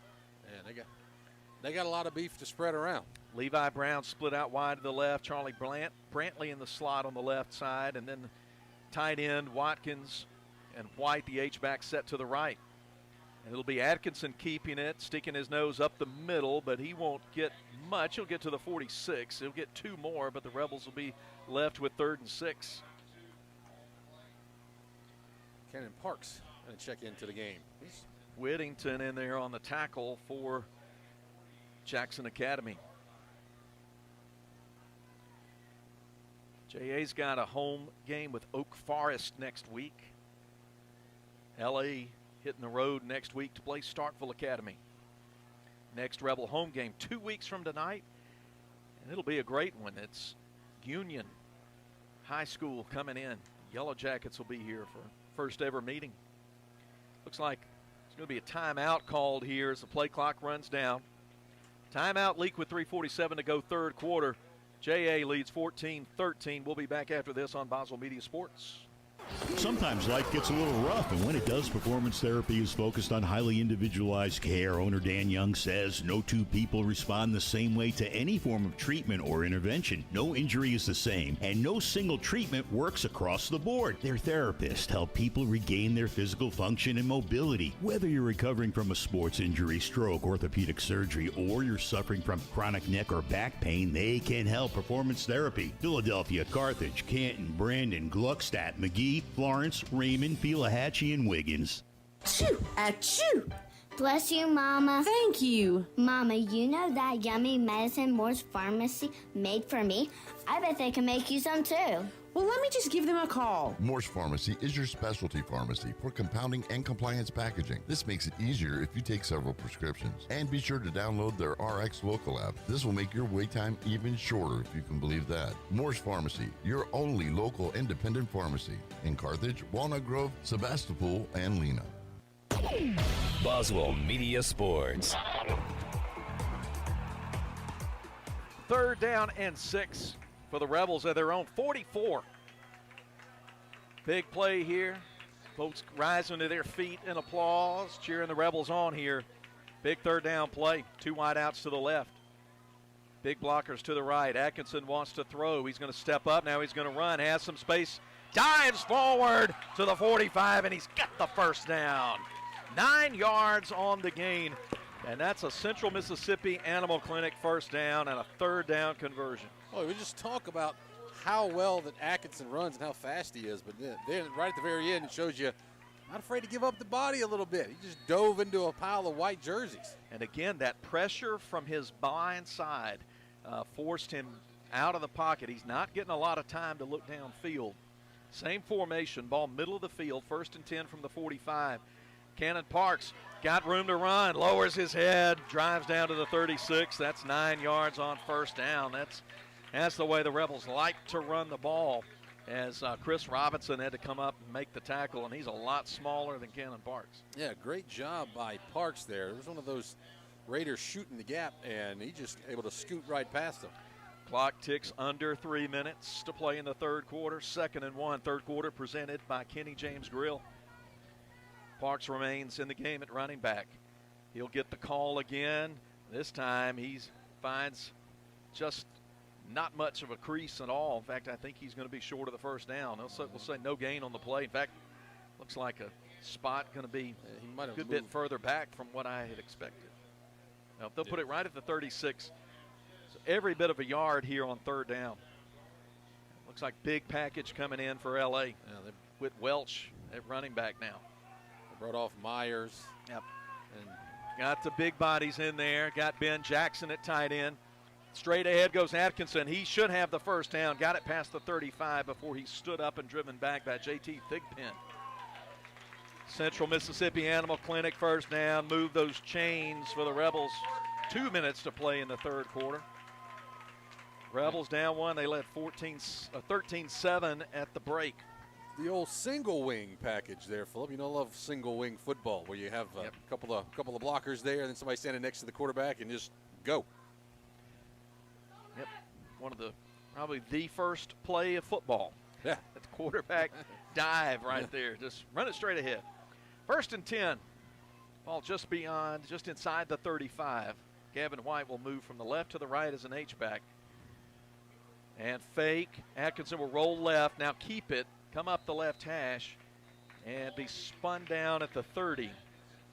That's a gain of 5. That play there is designed to where he could throw it out in the flat. Gavin White's kind of, trailing out there. And so if he's wide open, he can dump it off. But if somebody follows him, then Atkinson can keep it just like he did right there. Healthy gain on first down. 2nd and 5 for the Rebels. Driving, trailing by a point. and it's just feeling a lot more tense here in the air. 10 on the play clock. Rebels kind of slow getting the line here. 2 wide outs to the left. Tight end and an H-back. Low snap given to Welch. He's trying to pick his way forward. Now breaks it outside. Will get a modest gain as he's ridden into the JA sideline inside the 30. He'll get about a yard and a half, maybe 2. We'll make it 2-yard gain, 3rd and 3.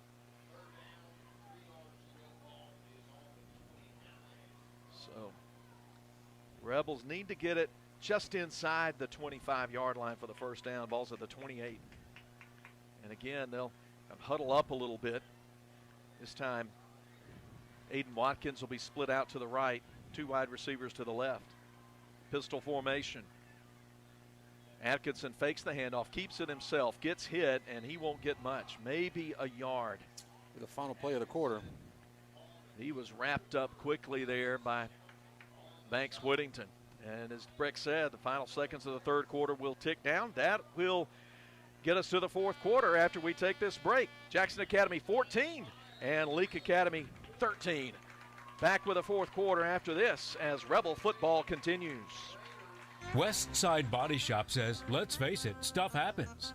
And when it does, they can take care of damage as small as a chip in your windshield all the way up to full collision services. Insurance claims are always welcome too. Just be sure your first stop is West Side Body Shop in Philadelphia. They also specialize in truck accessories, including toolboxes, visors, Nerf bars, and winches. They make your ride look cool.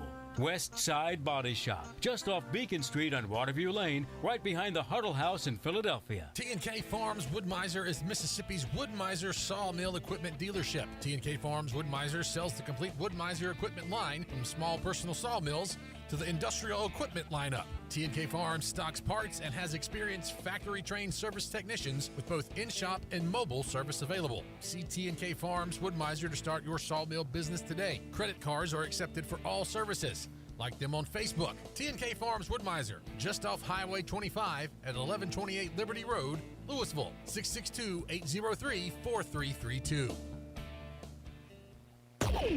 Boswell Media Sports. Fourth quarter starting up and Madden.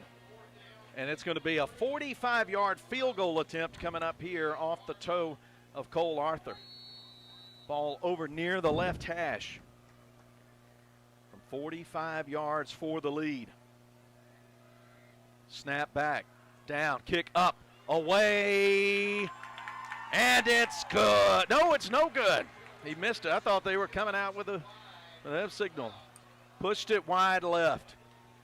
Yeah, from here, the goalposts aren't very tall here. You know, it doesn't go up very high, so you can't really get a good look at it. But yeah, the JA student section thing is up to the goal down there, and they all went kind of crazy. And but yeah, no good there on the 45-yard field goal attempt. So with 11:54 to play, the Rebels turn it over. Ball's placed at the 25, but it should go to the 20. Should go to the 20. Yeah, this ball. No, you do not place the ball at the line of scrimmage. It goes to the 20. Should go to the 20.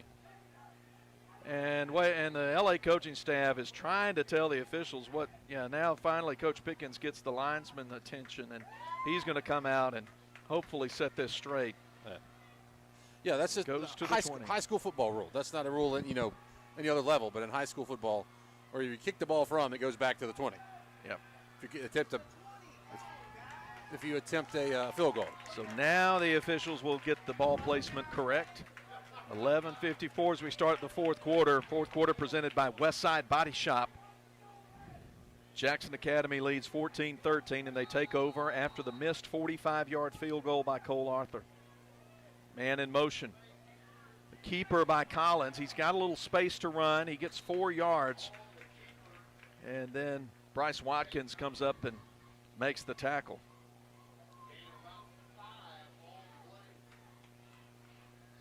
Second and 6 for JA. Yeah, it's sort of pick your poison there for your Leake Academy. You got Jordan coming in. You got to try to key off on him or Collins. 4 wide outs and then hit and dropped. Coming off the edge is Jake Adams, and he just tore up Tate Collins there, came off the edge untouched for the sack. Looked like he was giving him a piggyback ride. I mean, he just jumped up, and there was no one touched him. Somebody missed a block in the protection there. Third sack of the night for the Rebels, and it makes it 3rd and 12. Big possession play here. Rebels need to get the ball back. Wide receivers 2 by 2. Big Marcus Harris, the running back next to Tate Collins. Collins will take, snap, roll to his left, rolling, pressure coming. He's going to throw it up the field into a crowd, and Riley Myers is there to intercept it at the 41. INT number 2 of the night for the junior, Riley Myers, and Tate Collins just threw that into a crowd of about 3 Rebels and 2 Raiders. Yeah, if you're just gonna throw it up, you have to overthrow it. Yeah. You can't underthrow it. And the second interception of the night for Myers effectively works like a short punt for JA. You know, they do have a good punter, so they probably would have gotten more on a punt, but effectively that's what it does here. But a nice short field for the Rebels here at the Raider 41, 10:40 to play. Rebels down by a point. A lot of time left in this ball game. Rebels trying to get the right package in. Levi Brown and Riley Myers split to the left. Little fake toss, keeping it. Atkinson slips past one tackler, and then he gets hit hard by Ethan Archie right at the 40-yard line. So gain of just 1 on the play. Yeah, that's sort of that option toss, if you will, Philip. That's where you kind of see what you want to do, and you have the option to toss it to your running back, or Atkinson chose to keep it there. Yeah, ball right at the 40, and a hard hit by the defensive tackle. He's shaking up. Wow. So the Rebels operate 2nd and 9. Atkinson at quarterback. Cannon Parks, the running back. Gavin White set to the right. Look to the right, throw, pressure coming. He'll roll to the right and just throw it in Gavin White's vicinity right along the sideline, but it's incomplete.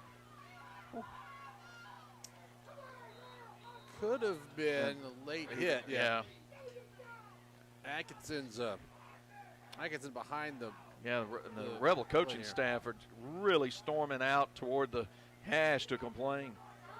Looked like a late hit. Atkinson kind of slow coming back to the huddle. You could tell on the throw. He didn't look like he got a good, got it in the area, but you could look like he just didn't feel comfortable on that throw. Rebels with 3rd and 9. And what they're complaining about over on the far side was Gavin White was out of bounds, and a JA kind of lunged at him right along the sideline. 4 wideouts in the formation, 3 to the right. Wide side of the field. Atkinson with the snap. Moves up in the pocket. He's going to be hit and dropped. Sacked by Max Walenta back at the 41. And Atkinson didn't have a lot of time to look downfield. Yeah, no, there's just a bunch of pressure there by JA. It's been there all night. And there's a lot of frustration in the body language of Red Atkinson. Yeah, he just hasn't looked comfortable after that big hit on 1st down. So 4th down and 10. And they're going to hold on here and let some time tick off here. And there's just 8 on the play clock, and now they're just coming to the line of scrimmage and try to go for it here. 4th and 10, and now Coach Pickens wants timeout. He'll get it just before the snap. We'll keep things right here. 9 minutes, 7 seconds to go. Rebels trail 14-13. Going forward on 4th and 10 from their own 41-yard line. Yeah, if anything, you give Atkinson right here a chance to kind of catch his breath. You know, he's kind of been banged up physically, and then, of course, you said that frustration he's shown mentally. So you kind of give him a chance to calm himself down and kind of find out what you want to do with your offense here. Well, the Rebels have put up 2 big defensive stands, getting on each of the last 2 drives an interception by Riley Myers. But the Rebels missed a field goal starting at the start of the 4th quarter, 45 yards. That game reset presented by Performance Therapy. Rebels led 13-7 at halftime. And J.A. came out of the locker room, took the opening kickoff down the field, scored 80 yards on the drive. Here's 4th and 10 from the right hash. 3 men split to the left, 1 to the right. J.A. probably going to bring pressure off the edge here. Got a linebacker there. Here they come, pressure off the edge. Good protection. Ball thrown up the left side, and it's dropped inside the 5, just off the hands of Levi Brown. Inside the 5. Yeah, good pass there from Atkinson, and a little bit of a step on the defenders, but, you know, it was right at the fingertips, but, you know, just not able to haul it in. Yeah, Atkinson threw it deep enough, threw him open, as we like to say. And he got his arms extended, but it was just off the fingertips. And J.A. will take over on downs with 9 minutes exactly to play. Here we look to the Rebel defense again to get the ball back. Stop J.A. Jay's had 1 good drive and 1 big play. And other than that, they have not moved the ball effectively tonight. Fake the jet sweep. Collins in trouble, rolling to his right, but now he's looking for somebody to throw it to. Ethan Dunn's got him and drags him down for a big loss back at the 25. Yeah, Collins just kind of broke down right there. Just kind of lost his composure. He was going to run and then realized there was nowhere to run, and he just dropped back and wanted to throw again. And, yeah. Minus 16 on the play. Big sack by Ethan Dunn, and if Cade Marble was coming in there along with Jake Adams. Got Jake Adams playing at defensive tackle right now. 2nd down and 20, well, call it officially 26. Collins wants to throw on 2nd down. Throws it complete. No, but now the ball's loose on the field of the 45. Looks like J.A. falls on it at the 44. The question is, was it a completion at all? He sure didn't have it very long. Looks like they're going to rule it. There's no way that was a complete pass. And no, they're going to rule it a completion and a fumble recovered at the 44. No way that Boy, was he did a not complete have pass. it long. He being C.J. Banks. If you go with he's got to make a football move, there was no football move. Well, that does not get them the 1st down, but it gets it in 3rd and manageable, 3rd and 6. They need to get it to the Rebel 49 for the 1st down. They bring Jordan in motion right to left. Will hand it to him. He tries to turn the corner, and he's going to be close to the 1st down. Looks like the official comes and marks it just past the sticks, but there is a penalty flag on the play. Back around the point where he turned the corner. Back around the line of scrimmage. Going to be holding against J.A. So no 1st down pickup there. Instead, march the Raiders back. And they're going to go back from the original line of scrimmage where the flag was. So they're going to mark it off. The line of scrimmage was the 45. Let's see, they mark it back. Yeah, they're going to lose basically 13 on that play. Not sure that's the correct way to mark the penalty, but anyway, that's what they've done. So now it's 3rd down and about 19 to go. Tate Collins takes a high snap, rolls to his right. Looking, throws, pass caught at the 40, but tackled immediately by Bryce Watkins. Good coverage on the play as Thomas Ntisi made his first catch of the night, but was stopped right at the 41, the original line of scrimmage. So after all that movement, it ends up being 4th and 10, and the Raiders will punt. All that ends up being a net of 0. Talk about a highs and lows there, peaks and valleys. Peaks and valleys. As late Mississippi State head basketball coach from the early 80s, Bob Boyd, says, don't confuse activity with accomplishment. And there was a lot of activity in that series, but not much accomplishment. Ends up being 4th and 10. Swally stands back at his 26 to punt. Riley Myers at his own 20. About 15 yards ahead is Jake Brown. Punt will hit about the 22 and roll inside the 20 and be down right there in the neighborhood of the 20-yard line. So punt of 39 yards there from Swally, and the Rebels get the ball back with 6 minutes, 27 seconds to go in the game. J.A. leads Leake 14-13. We start at the 20, right hash. Atkinson leads his squad out onto the field with Cannon Parks at running back. Watkins and Myers split to the right. Levi and Jake Brown split to the left.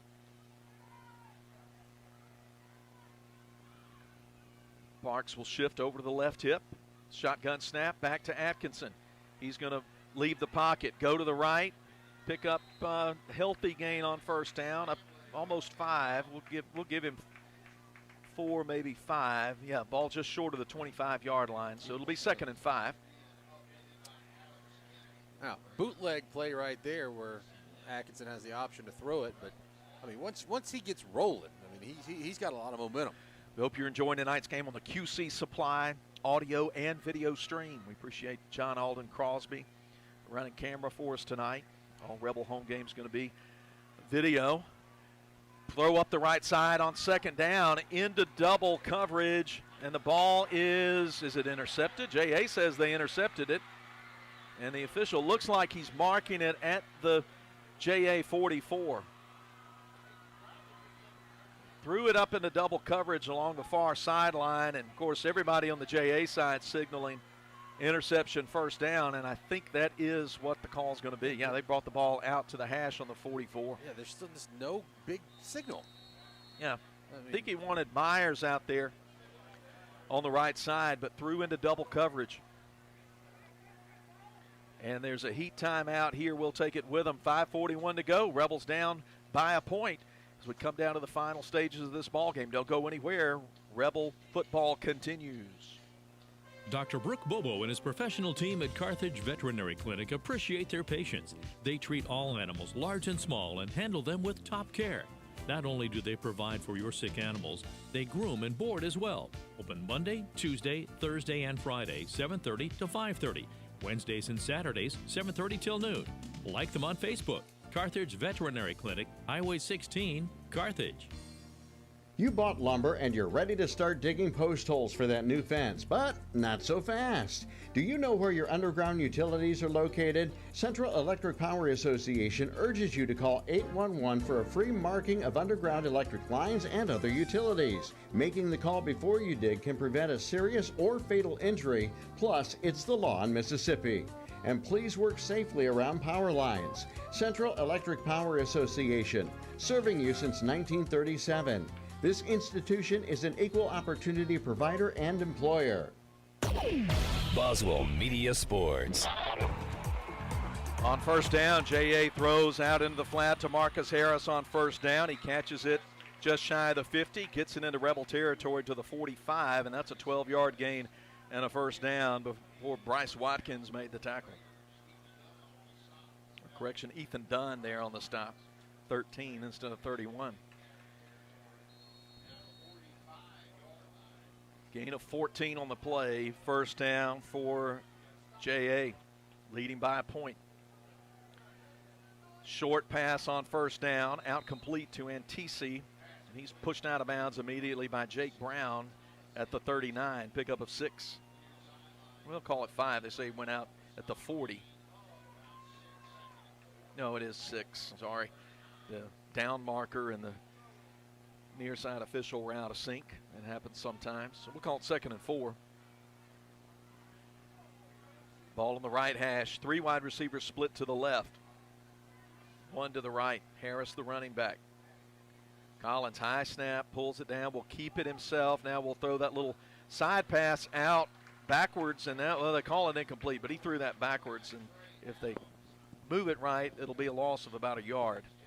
I think they're going to call it an incomplete forward pass. Yeah, that's what they called it. Third down and a long 4, short 5, however you want to look at it. In fact, they gave them about half a yard when they reset it. Third and about 5. 2-by-2 wide receivers. Collins gets him to the line quickly. 4:41 to go. Rebels need to stop him here. He's going to throw it deep over the middle, and the ball's knocked away by Bryce Watkins. Ball was thrown up a little bit high. He wanted Trey Adams over the middle, but so well played by Bryce Watkins to swat it away. Yeah, good play. That ball kind of floated up there, just a little bit. They're going to bring out Swally. Ball is set at the 39. And I assume this is going to be a field goal attempt or a punt? Like I would think a punt. 4:35 after the incomplete pass. J.A. leads Leake 14-13, and Swaley's back to punt. Going to try to pin the Rebels deep with about 4.5 minutes to play. And now timeout called by J.A. Yeah. We'll take a quick break with them and come back with more as Rebels trail at 14-13. Back with more as Rebel football continues from Boswell Media Sports. Lisa, I am leaving the radio business. What are you talking about, BMO? Because I'm going to go work for QC Supply. QC Supply does have a lot of friendly and knowledgeable people. They carry a variety of poultry equipment and parts for new houses and retrofits, too. Yep, and they also carry rodenticide, insecticides, and disinfectants. So what makes you think you could get a job at QC Supply? Well, I does have a lifetime of experience of being a chick magnet. I got your chick magnet right here. QC Supply, your one-stop shop for everything poultry, located at 2633 Highway 35 South in Forest. Fortunately, I keep my feathers numbered for just such an emergency. Boswell Media Sports. Back in Madden at Thagard Field, 4th and 5. Fake punt. Snapped up to the 40 to the 35, picking up the first down. The up man in the formation gets the first down for J.A. They snapped it back to Porter Harrell, and it looks like he has picked up the first down. Down to the 33-yard line. Fake punt all the way. And the drive continues for Jackson Academy.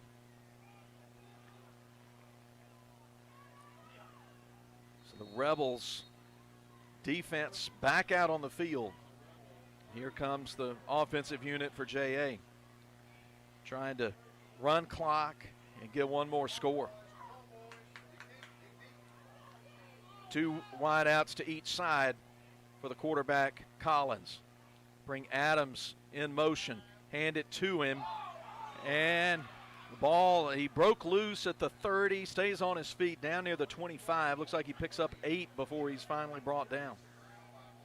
Just broken tackle. Sometimes it's better to be lucky than good. Yeah. Adams loses the ball about 6 yards up the line, up the field. I thought the ball came out. And then Harris just grabbed it right out of the air. I mean. So they end up with a 7-yard gain officially. Be 2nd and 3. They look into the sideline, clock ticking down to 3.5 minutes to play. Rebels have got to stop them on this series here. Give the offense the ball back with some time. Here's the snap. They hand it to Harris. He's going to break to the outside, stumble, but stay on his feet inside the 20, and upended at the 17, 18-yard line, somewhere in that area, but that's another first down. Cade Marble made the tackle, but not before Harris picked up the first down. 3:11, the clock stops there, and now it's reset as the chains are put down. Ball at the 17-yard line. 1st and 10 for J.A. They'll stare into the sideline, let some seconds tick down. We go under 3 minutes to play. Now Collins with 3 wide receivers to the left, 1 to the right. Will hand it again to Harris, trying to get to the outside. Does. Bounces off one tackler, up the field, up to the 5, and he's in for the touchdown. Flag comes in after the play. Flag back up at about the 15-yard line. But I think the touchdown's going to count. I think that penalty is going to be dead ball, but don't take my word for it. Let's hear it from the men in stripes. A 17-yard touchdown. It looks like the penalty may be against L.A. It is going to be personal foul against the Rebels, so that will be assessed on the kickoff. Marcus Harris with the 17-yard touchdown run with 2:41 to play. Swaley on for a very important extra point.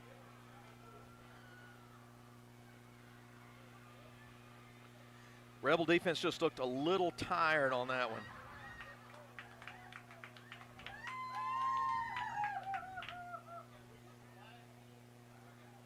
So, well, finally we get it play. I think Coach Pickens wanted to get out there and have a word with the head official. Now Coach Pickens back on the sideline, ready for the snap back. High snap, going to roll out to the right, running with it, and is getting it in. No, he did not get it in. That was Merritt Nations, the holder, who took the snap, rolled out to the right. Nobody to throw to, and he tried to run it in, but there's a flag on the play. And it's an illegal shift against J.A. So that's interesting. Makes it 20-13. Still a ray of hope there. That's right. So you don't have to get a 2 to tie it. You can get a 2 to win it, but of course to do all that for any matter, you got to get 6. Yeah, and they're going to get a couple extra yards on the kickoff too. So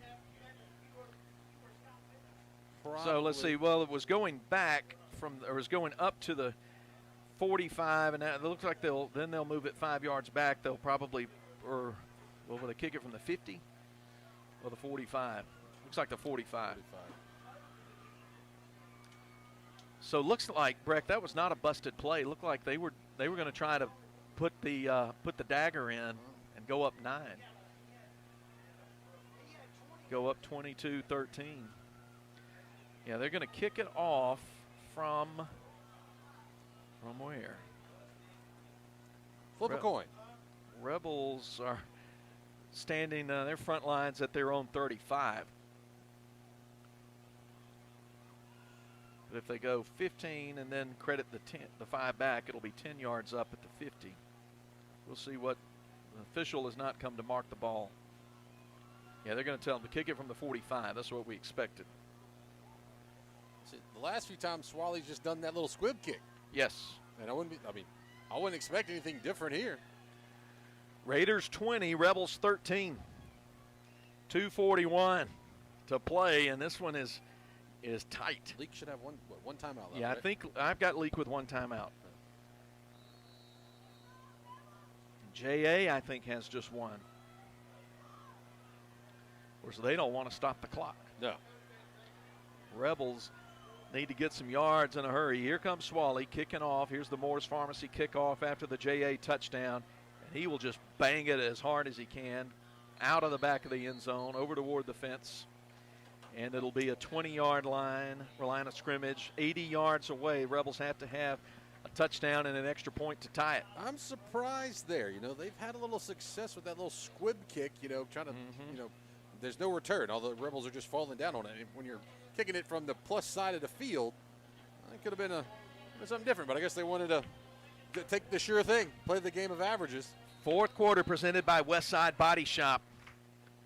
And it's time to go 80 yards here for L.A.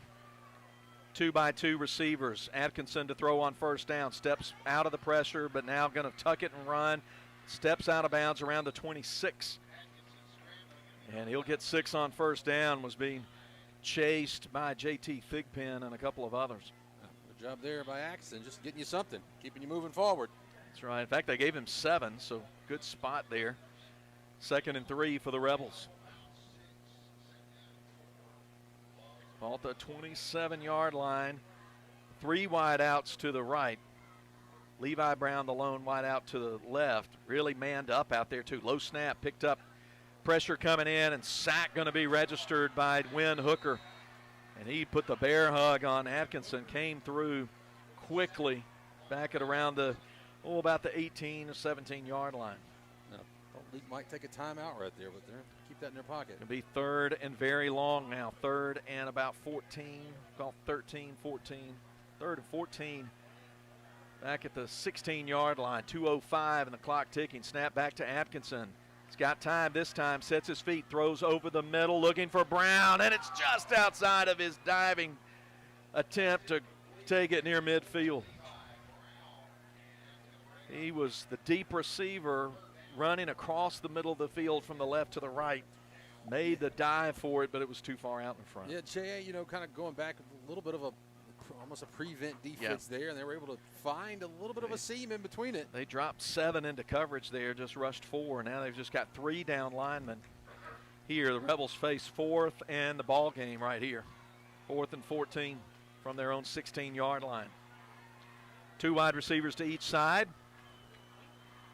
Snap back to Atkinson. Pressure up the middle. Grab him around the waist. He tries to throw it toward Jake Brown, but not even close there. And that will turn the ball over to J.A. with 1:49 to play. And it was Ethan Archie coming up the middle. It really caused the the disruption there on that play, Breck. Yeah, just not maybe pressing a little bit too much there if you're Leake Academy, feeling a little bit of the pressure to, pick it all up at one time. Yeah, Archie came up there, got a hand on Atkinson, started pulling him back, and Atkinson just tried to hurl it in the direction of Jake Brown to try to get something, but couldn't get enough on it. And so the Raiders will get set up in the red zone, just looking to run out the clock here. They'll run out Collins again at quarterback and expect to see the ball handed to Harris or on a keeper from Collins here on first down. Straight ahead, Harris picks through the line, breaks a tackle to the 10, to the 5, to the corner, and he scores in one play. And there's the dagger. J.A. goes up 2 scores with about 100 seconds left to play. 1:41 to go. Harris in from 16 yards. Extra point coming up here. 26-13.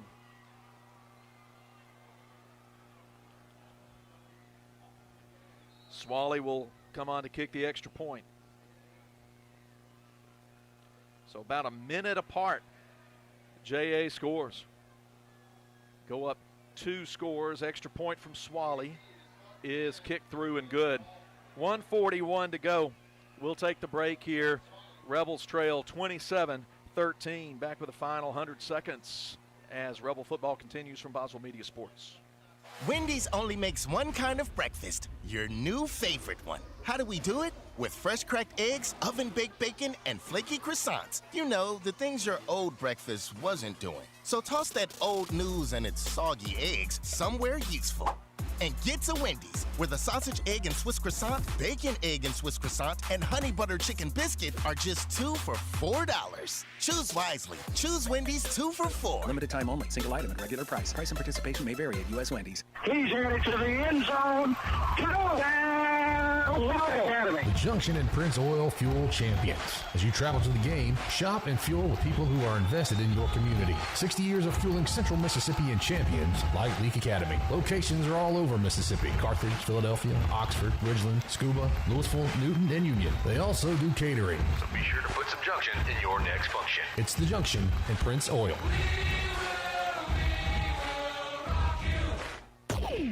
Boswell Media Sports. Moore's Pharmacy kickoff coming your way with 1:41 to play. Swally comes forward, swings the leg, pooches it down. A little squib taken at the 15 by Riley Myers. He's going to move around toward the left, stay on his feet across the 30 to the 35. And that's where the Rebels will take over, down 2 scores with just 93 seconds to play. 1 play drive there after the turnover on downs. Marcus Harris with the touchdown, 16 or 17 yards out. Swally with the point after.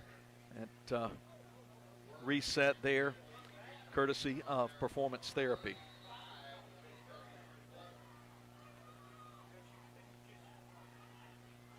Camden Marble going to check in the game as a slot receiver. Leake Academy on the right side. Atkinson will take the snap on first down, throw it underneath to Aiden Watkins, and he will get about 7 before being pulled down by Chris Robinson.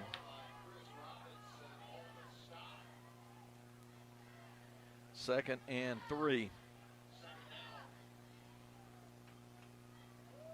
Snap back, little screen over the middle to Parks. He takes it at the 40, up to the 50. Dancing around, taking off his feet at the 45.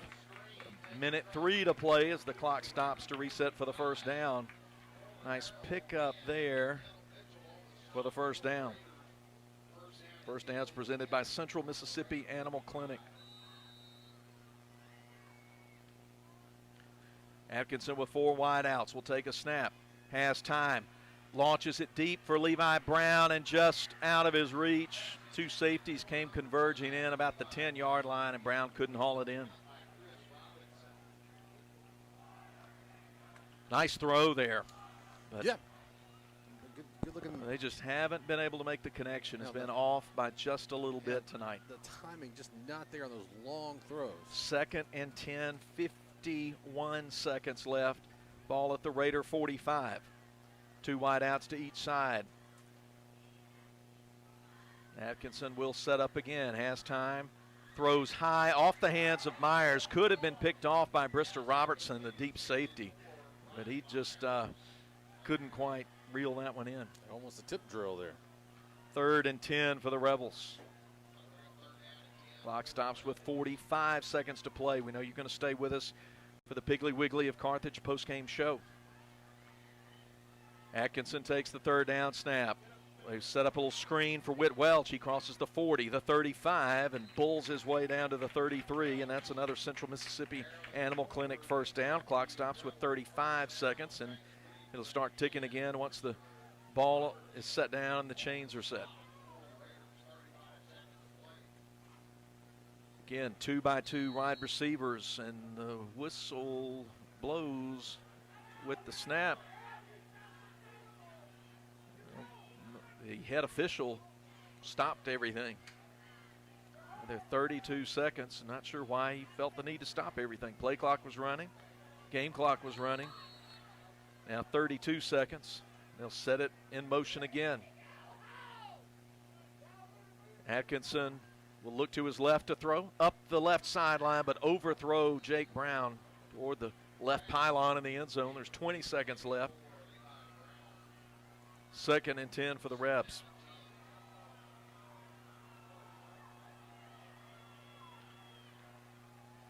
Atkinson will look into the sidelines.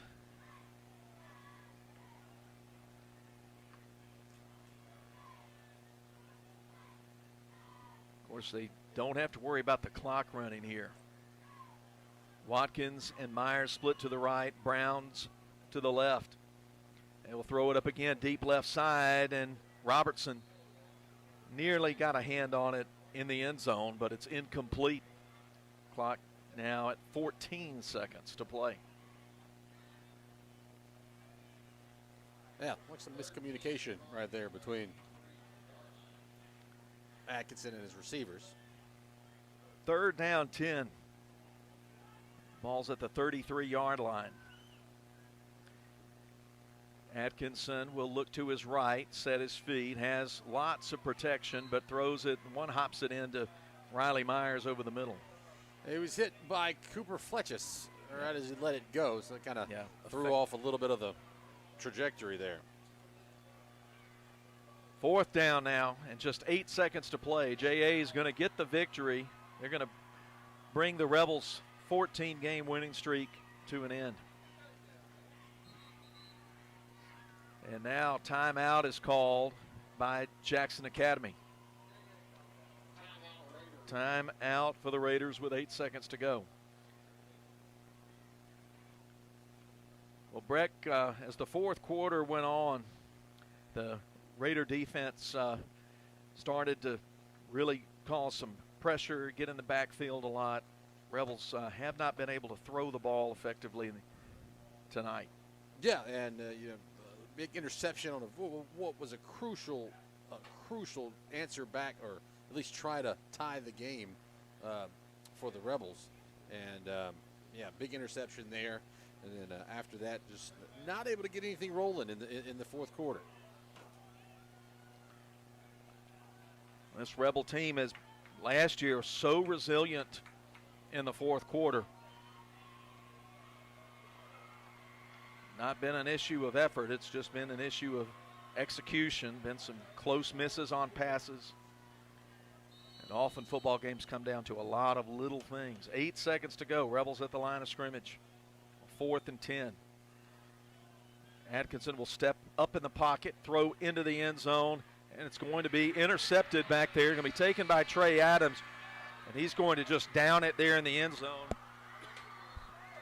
Jackson Academy's fans storm the field from the north end zone. The students do, and they are very happy. This game meant a lot to them. Trying to get a measure of revenge on last year's 10-point loss here.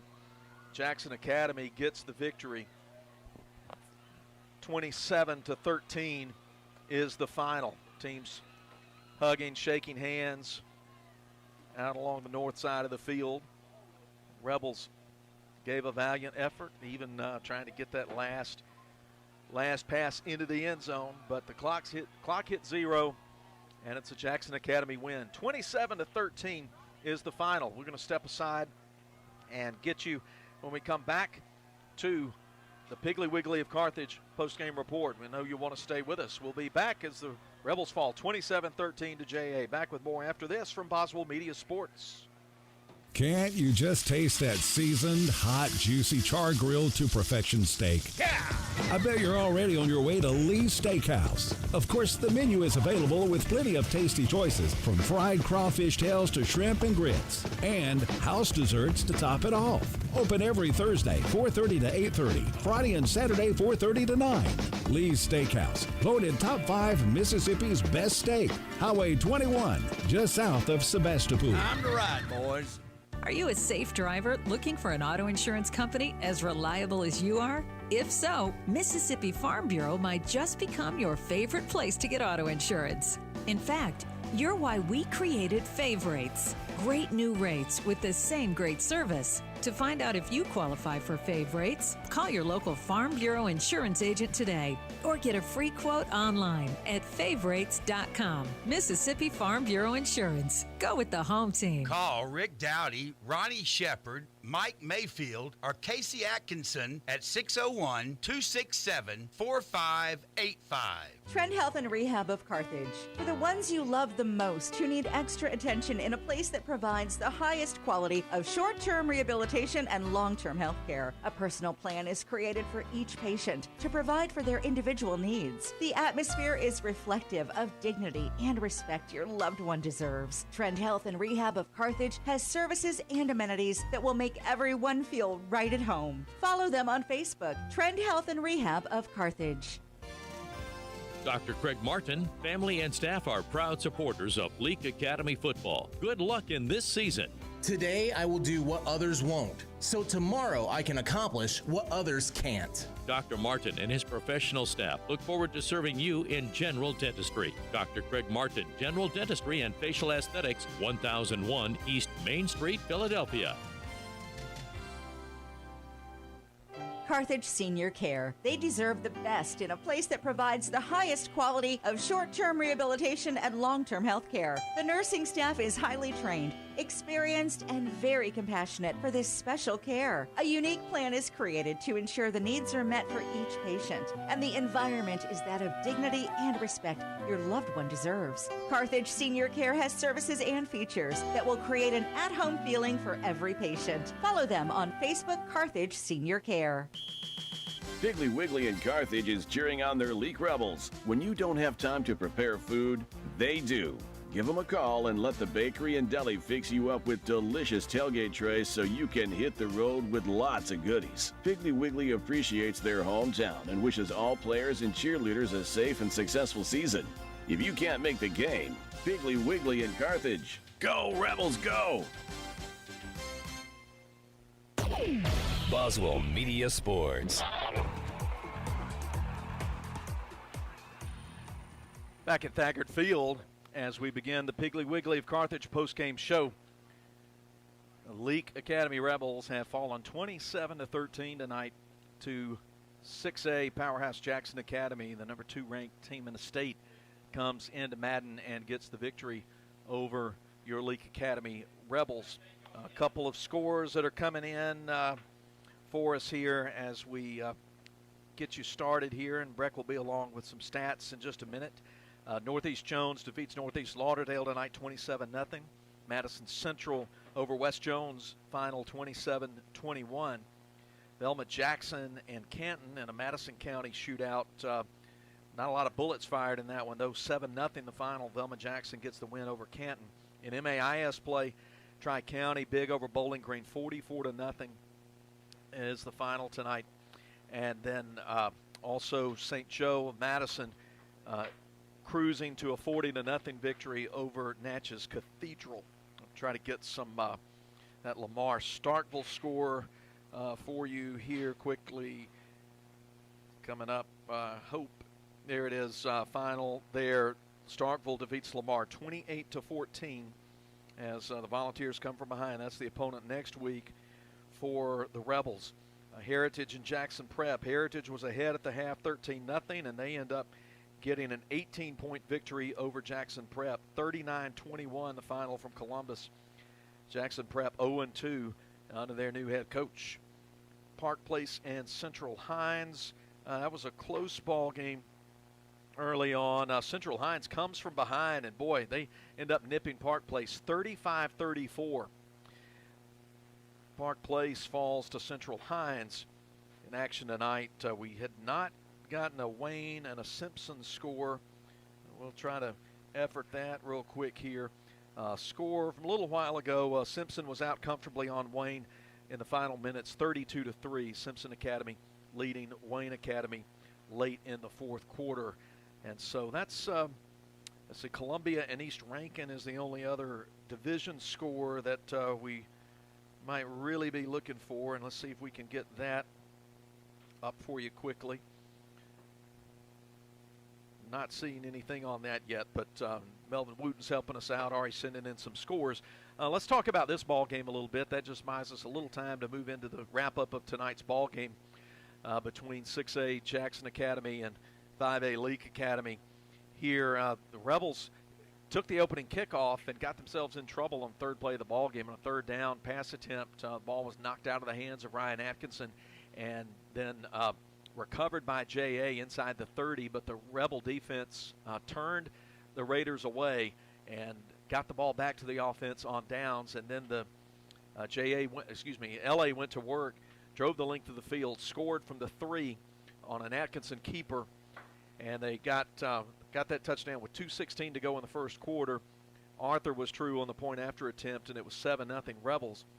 But before the quarter ended, in the final minute of the quarter, J.A., who had not done anything offensively, got a big play. 87-yard pass from Tate Collins to Dakota Jordan on 3rd and 17, and they went 87 yards with it. Swaley's extra point tied the game at 7-7 at the end of the first quarter. The Rebels took the lead in the third quarter on a 40-yard touchdown run by Whit Welch. The extra point snap was mishandled, so no attempt there for Cole Arthur, and it was 13-7. That was the score as we went to halftime. J.A. took the lead for good, what turned out to be for good, the go-ahead score on the opening drive of the third quarter. It took them just about a minute and 43 seconds to go the length of the field. Dakota Jordan running it in from 29 yards on a jet sweep, and the extra point was good. 14-13 at that point. The Rebels tried to take the lead on the opening play of the first quarter on a 45-yard field goal attempt by Cole Arthur, but it was wide left. It was plenty long. I thought it was good. The officials were a little slow on the signal, but it was wide left, and that left the score there. The teams went back and forth, exchanging possessions. A couple of turnovers for J.A. Riley Myers got 2 interceptions on the night, and 1 interception in that fourth quarter for Leake. But with 2:41, Marcus Harris put them up by 7, on a 17-yard run, and they tried to go for 2 and put the game more or less out of reach at that point, but failed. So the Rebels still had some life with 2:41, down 20-13, but turned it over on downs on their ensuing possession, and then on that first play of the J.A. drive taking over on downs with 1:41 to go, it was Marcus Harris again going toward the right pylon and getting in from 16 yards out. Swaley's extra point provided the final margin, 27-13. J.A. improves to 2-0. They've got a home game against Oak Forest next week. L.A. falls to 1-1, and they'll hit the road next Friday night for a date with the Starkville Academy Volunteers. Breck, you got some stats for us? Yeah, I got somewhere in this madness over here that I've been trying to keep the entire game. Here we go. Yeah, in the second half, the Rebels, 51 yards in the third quarter, just 31 yards in the fourth quarter for a total yardage all night. 228 broke down like this, rushing 189, passing 39. And Atkinson rushes the ball 28 times for 111 yards. And then my passing stats would be 5 for 17 for 39 yards. That's what it looks like on the breakdown for the Rebels when it comes to passing. Of course, you mentioned the 2 interceptions by Riley Myers on the defensive side of the ball. So that's what it breaks down like offensively. Just a tale of two halves, really, when you want to look at it. No doubt about it. Tale of two halves, and credit the JA defense for making some adjustments, making life hard for LA offensively in the second half of the ball game on their way to the 27-13 victory. Just one or two other updates on the scoreboard, and we'll remind you as we go to that. Every week you should play Kicks Picks. Get your picks in by Friday at 6 p.m. You can get it at kicks96news.com. You can guess winners of next week's football games, and winner gets a Lee Steakhouse gift certificate, weekly winner, and then the overall season winner gets the grand prize, a recliner for Byers Furniture, and tickets to the Thanksgiving Day matchup between Mississippi State and Ole Miss at Scott Field. We appreciate you playing Kicks Picks, and a couple of other scoreboard updates here. East Rankin defeats Columbia 10-8 tonight, so East Rankin gets a win. They got a forfeit win last week, but they get an on-field win over Columbia 10-8 tonight. And Simpson leading late 32-3. Lamar falls to Starkville Academy 28-14. St. Joe of Madison over Natchez Cathedral 40-0. Park Place fell to Central Hines 35-34. That's MAIS District 2 5A scoreboard. Of course, the one we care about, 27-13. We'll take one more break, and when we come back, we will give you tonight's in-person sports players of the game. So don't go anywhere as the Piggly Wiggly postgame show continues from Madden on Boswell Media Sports. Sometimes life gets a little rough, and when it does, Performance Therapy is focused on highly individualized care. Owner Dan Young says no two people respond the same way to any form of treatment or intervention. No injury is the same, and no single treatment works across the board. Their therapists help people regain their physical function and mobility. Whether you're recovering from a sports injury, stroke, orthopedic surgery, or you're suffering from chronic neck or back pain, they can help. Performance Therapy. Philadelphia, Carthage, Canton, Brandon, Gluckstadt, McGee, Florence, Raymond, Pelahatchie, and Wiggins. Repairing today's vehicles requires extensive knowledge, sophisticated equipment, and a commitment to repairing it correctly. You have the right to choose Carthage Collision Center for all your auto body repairs. At Carthage Collision Center, we perform pre- and post-diagnostic scanning during a collision repair. And come see us for spray-in bed liners, too. You don't have to leave Carthage to get proper service and repairs. Carthage Collision Center, Highway 16, Carthage. Byers Furniture in downtown Philadelphia can make your kitchen dreams come true in 2021. Smart refrigerators, dishwashers, ranges, and microwaves make cooking easier and more fun than ever. GE makes large washer tubs and high RPM spinouts, so doing laundry with a new GE pair is faster than ever. Whether it's your kitchen or laundry room, Byers Furniture and GE are your one-stop shop for all your appliance needs. Byers Furniture, 319 Bird Avenue in downtown Philadelphia, serving you since 1953. Get top dollar for your timber and the least possible damage to your property with Welch Forest Products in Union. Professionals in forestry care, management, and cutting. Welch Forest Products provide final harvesting, pine plantation thinning, and site preparation and care. They buy land with or without timber. Welch Forest Products. Call Bo Welch at 601-774-8200. Welch Forest Products in Union. Timber!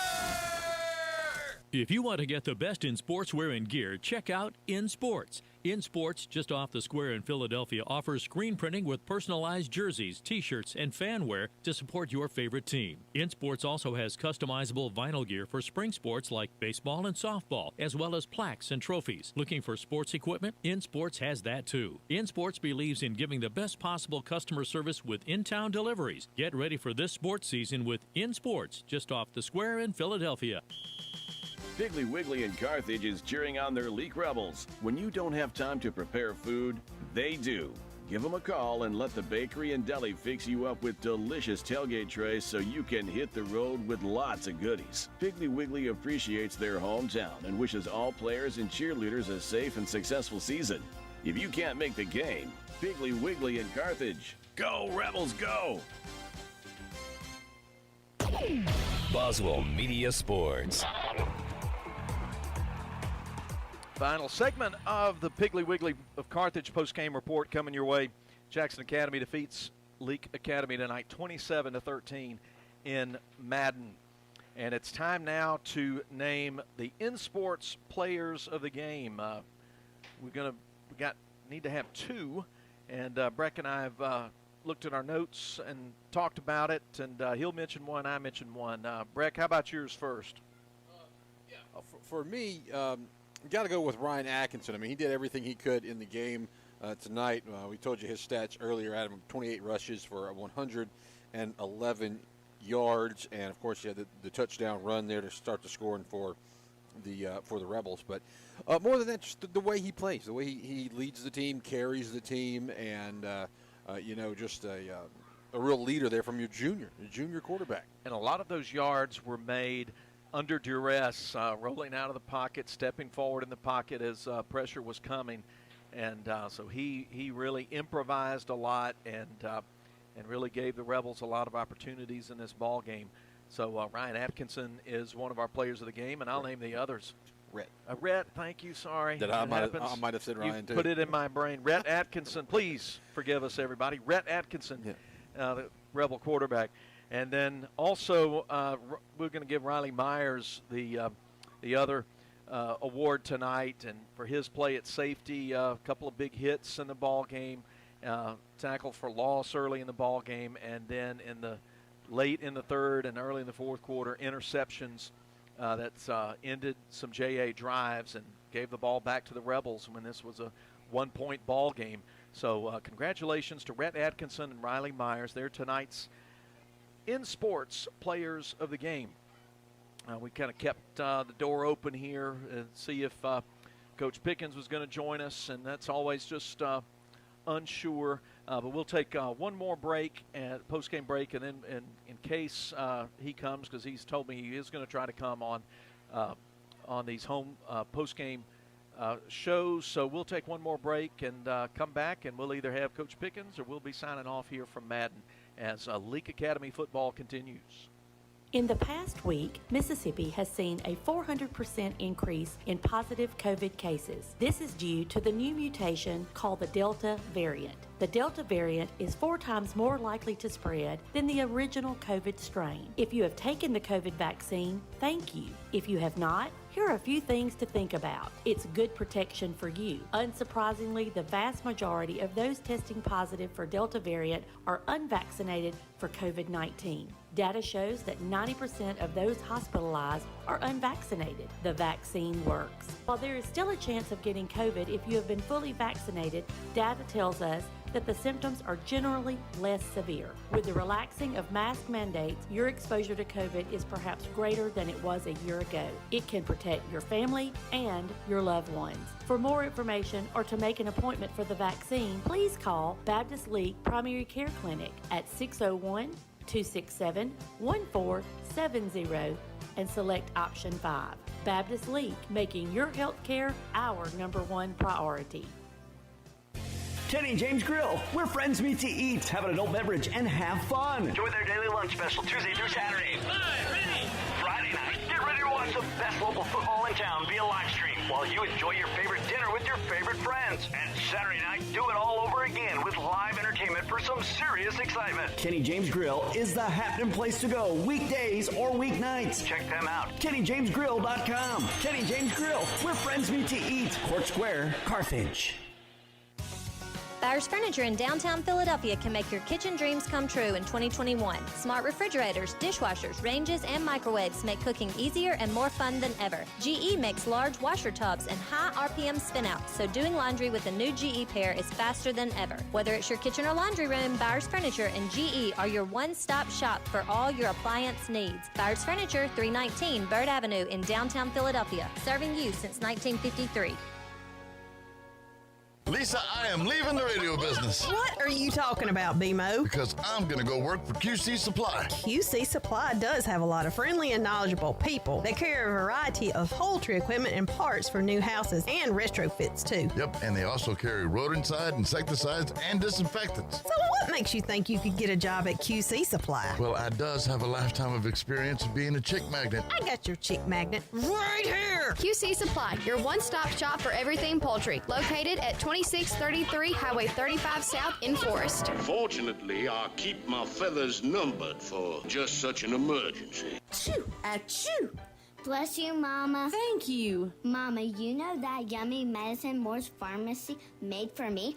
I bet they can make you some too. Well, let me just give them a call. Moore's Pharmacy is your specialty pharmacy for compounding and compliance packaging. This makes it easier if you take several prescriptions. And be sure to download their RX Local app. This will make your wait time even shorter, if you can believe that. Moore's Pharmacy, your only local independent pharmacy in Carthage, Walnut Grove, Sebastopol, and Lena. Boswell Media Sports. Final segment of tonight's Piggly Wiggly of Carthage post-game show. Leake Academy sees their 14-game winning streak come to an end tonight at the hands of Jackson Academy. The Raiders win 27-13 at Thagard Field. Next week, the Rebels will be on the road at Starkville Academy, and we'll be on the air at 6:15 with the TNK Woodmiser pregame show, and we'll be giving you kickoff at 7 p.m. That's Leake at Starkville Academy next Friday night. We'll bring it to you on Boswell Media Sports. It'll be an audio-only broadcast coming to you on the QC Supply audio stream.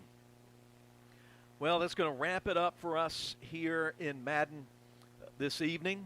And I want to say thank you once again to Breck Riley for joining us and doing color commentary tonight. I hope you got some of that chicken spaghetti that you can warm up when you get home. That and a bologna sandwich. All right. Well, that sounds good. And then we're indebted to John Alden Crosby doing a great job on camera tonight. Billy Steen, steady hand as always, studio engineer back at Boswell Media Sports Studios. We appreciate all of them and our great sales staff, Lisa Moore.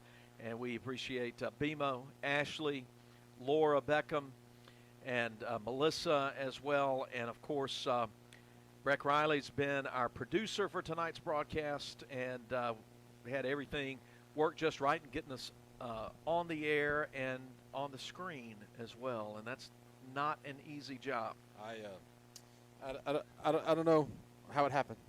This is never this easy. It never goes this easy. So I'm worried for when I start broadcasting football games. Yeah, that's right. Well, it worked once. Surely it would work next time. Yeah, sure. You would think so. You would think so.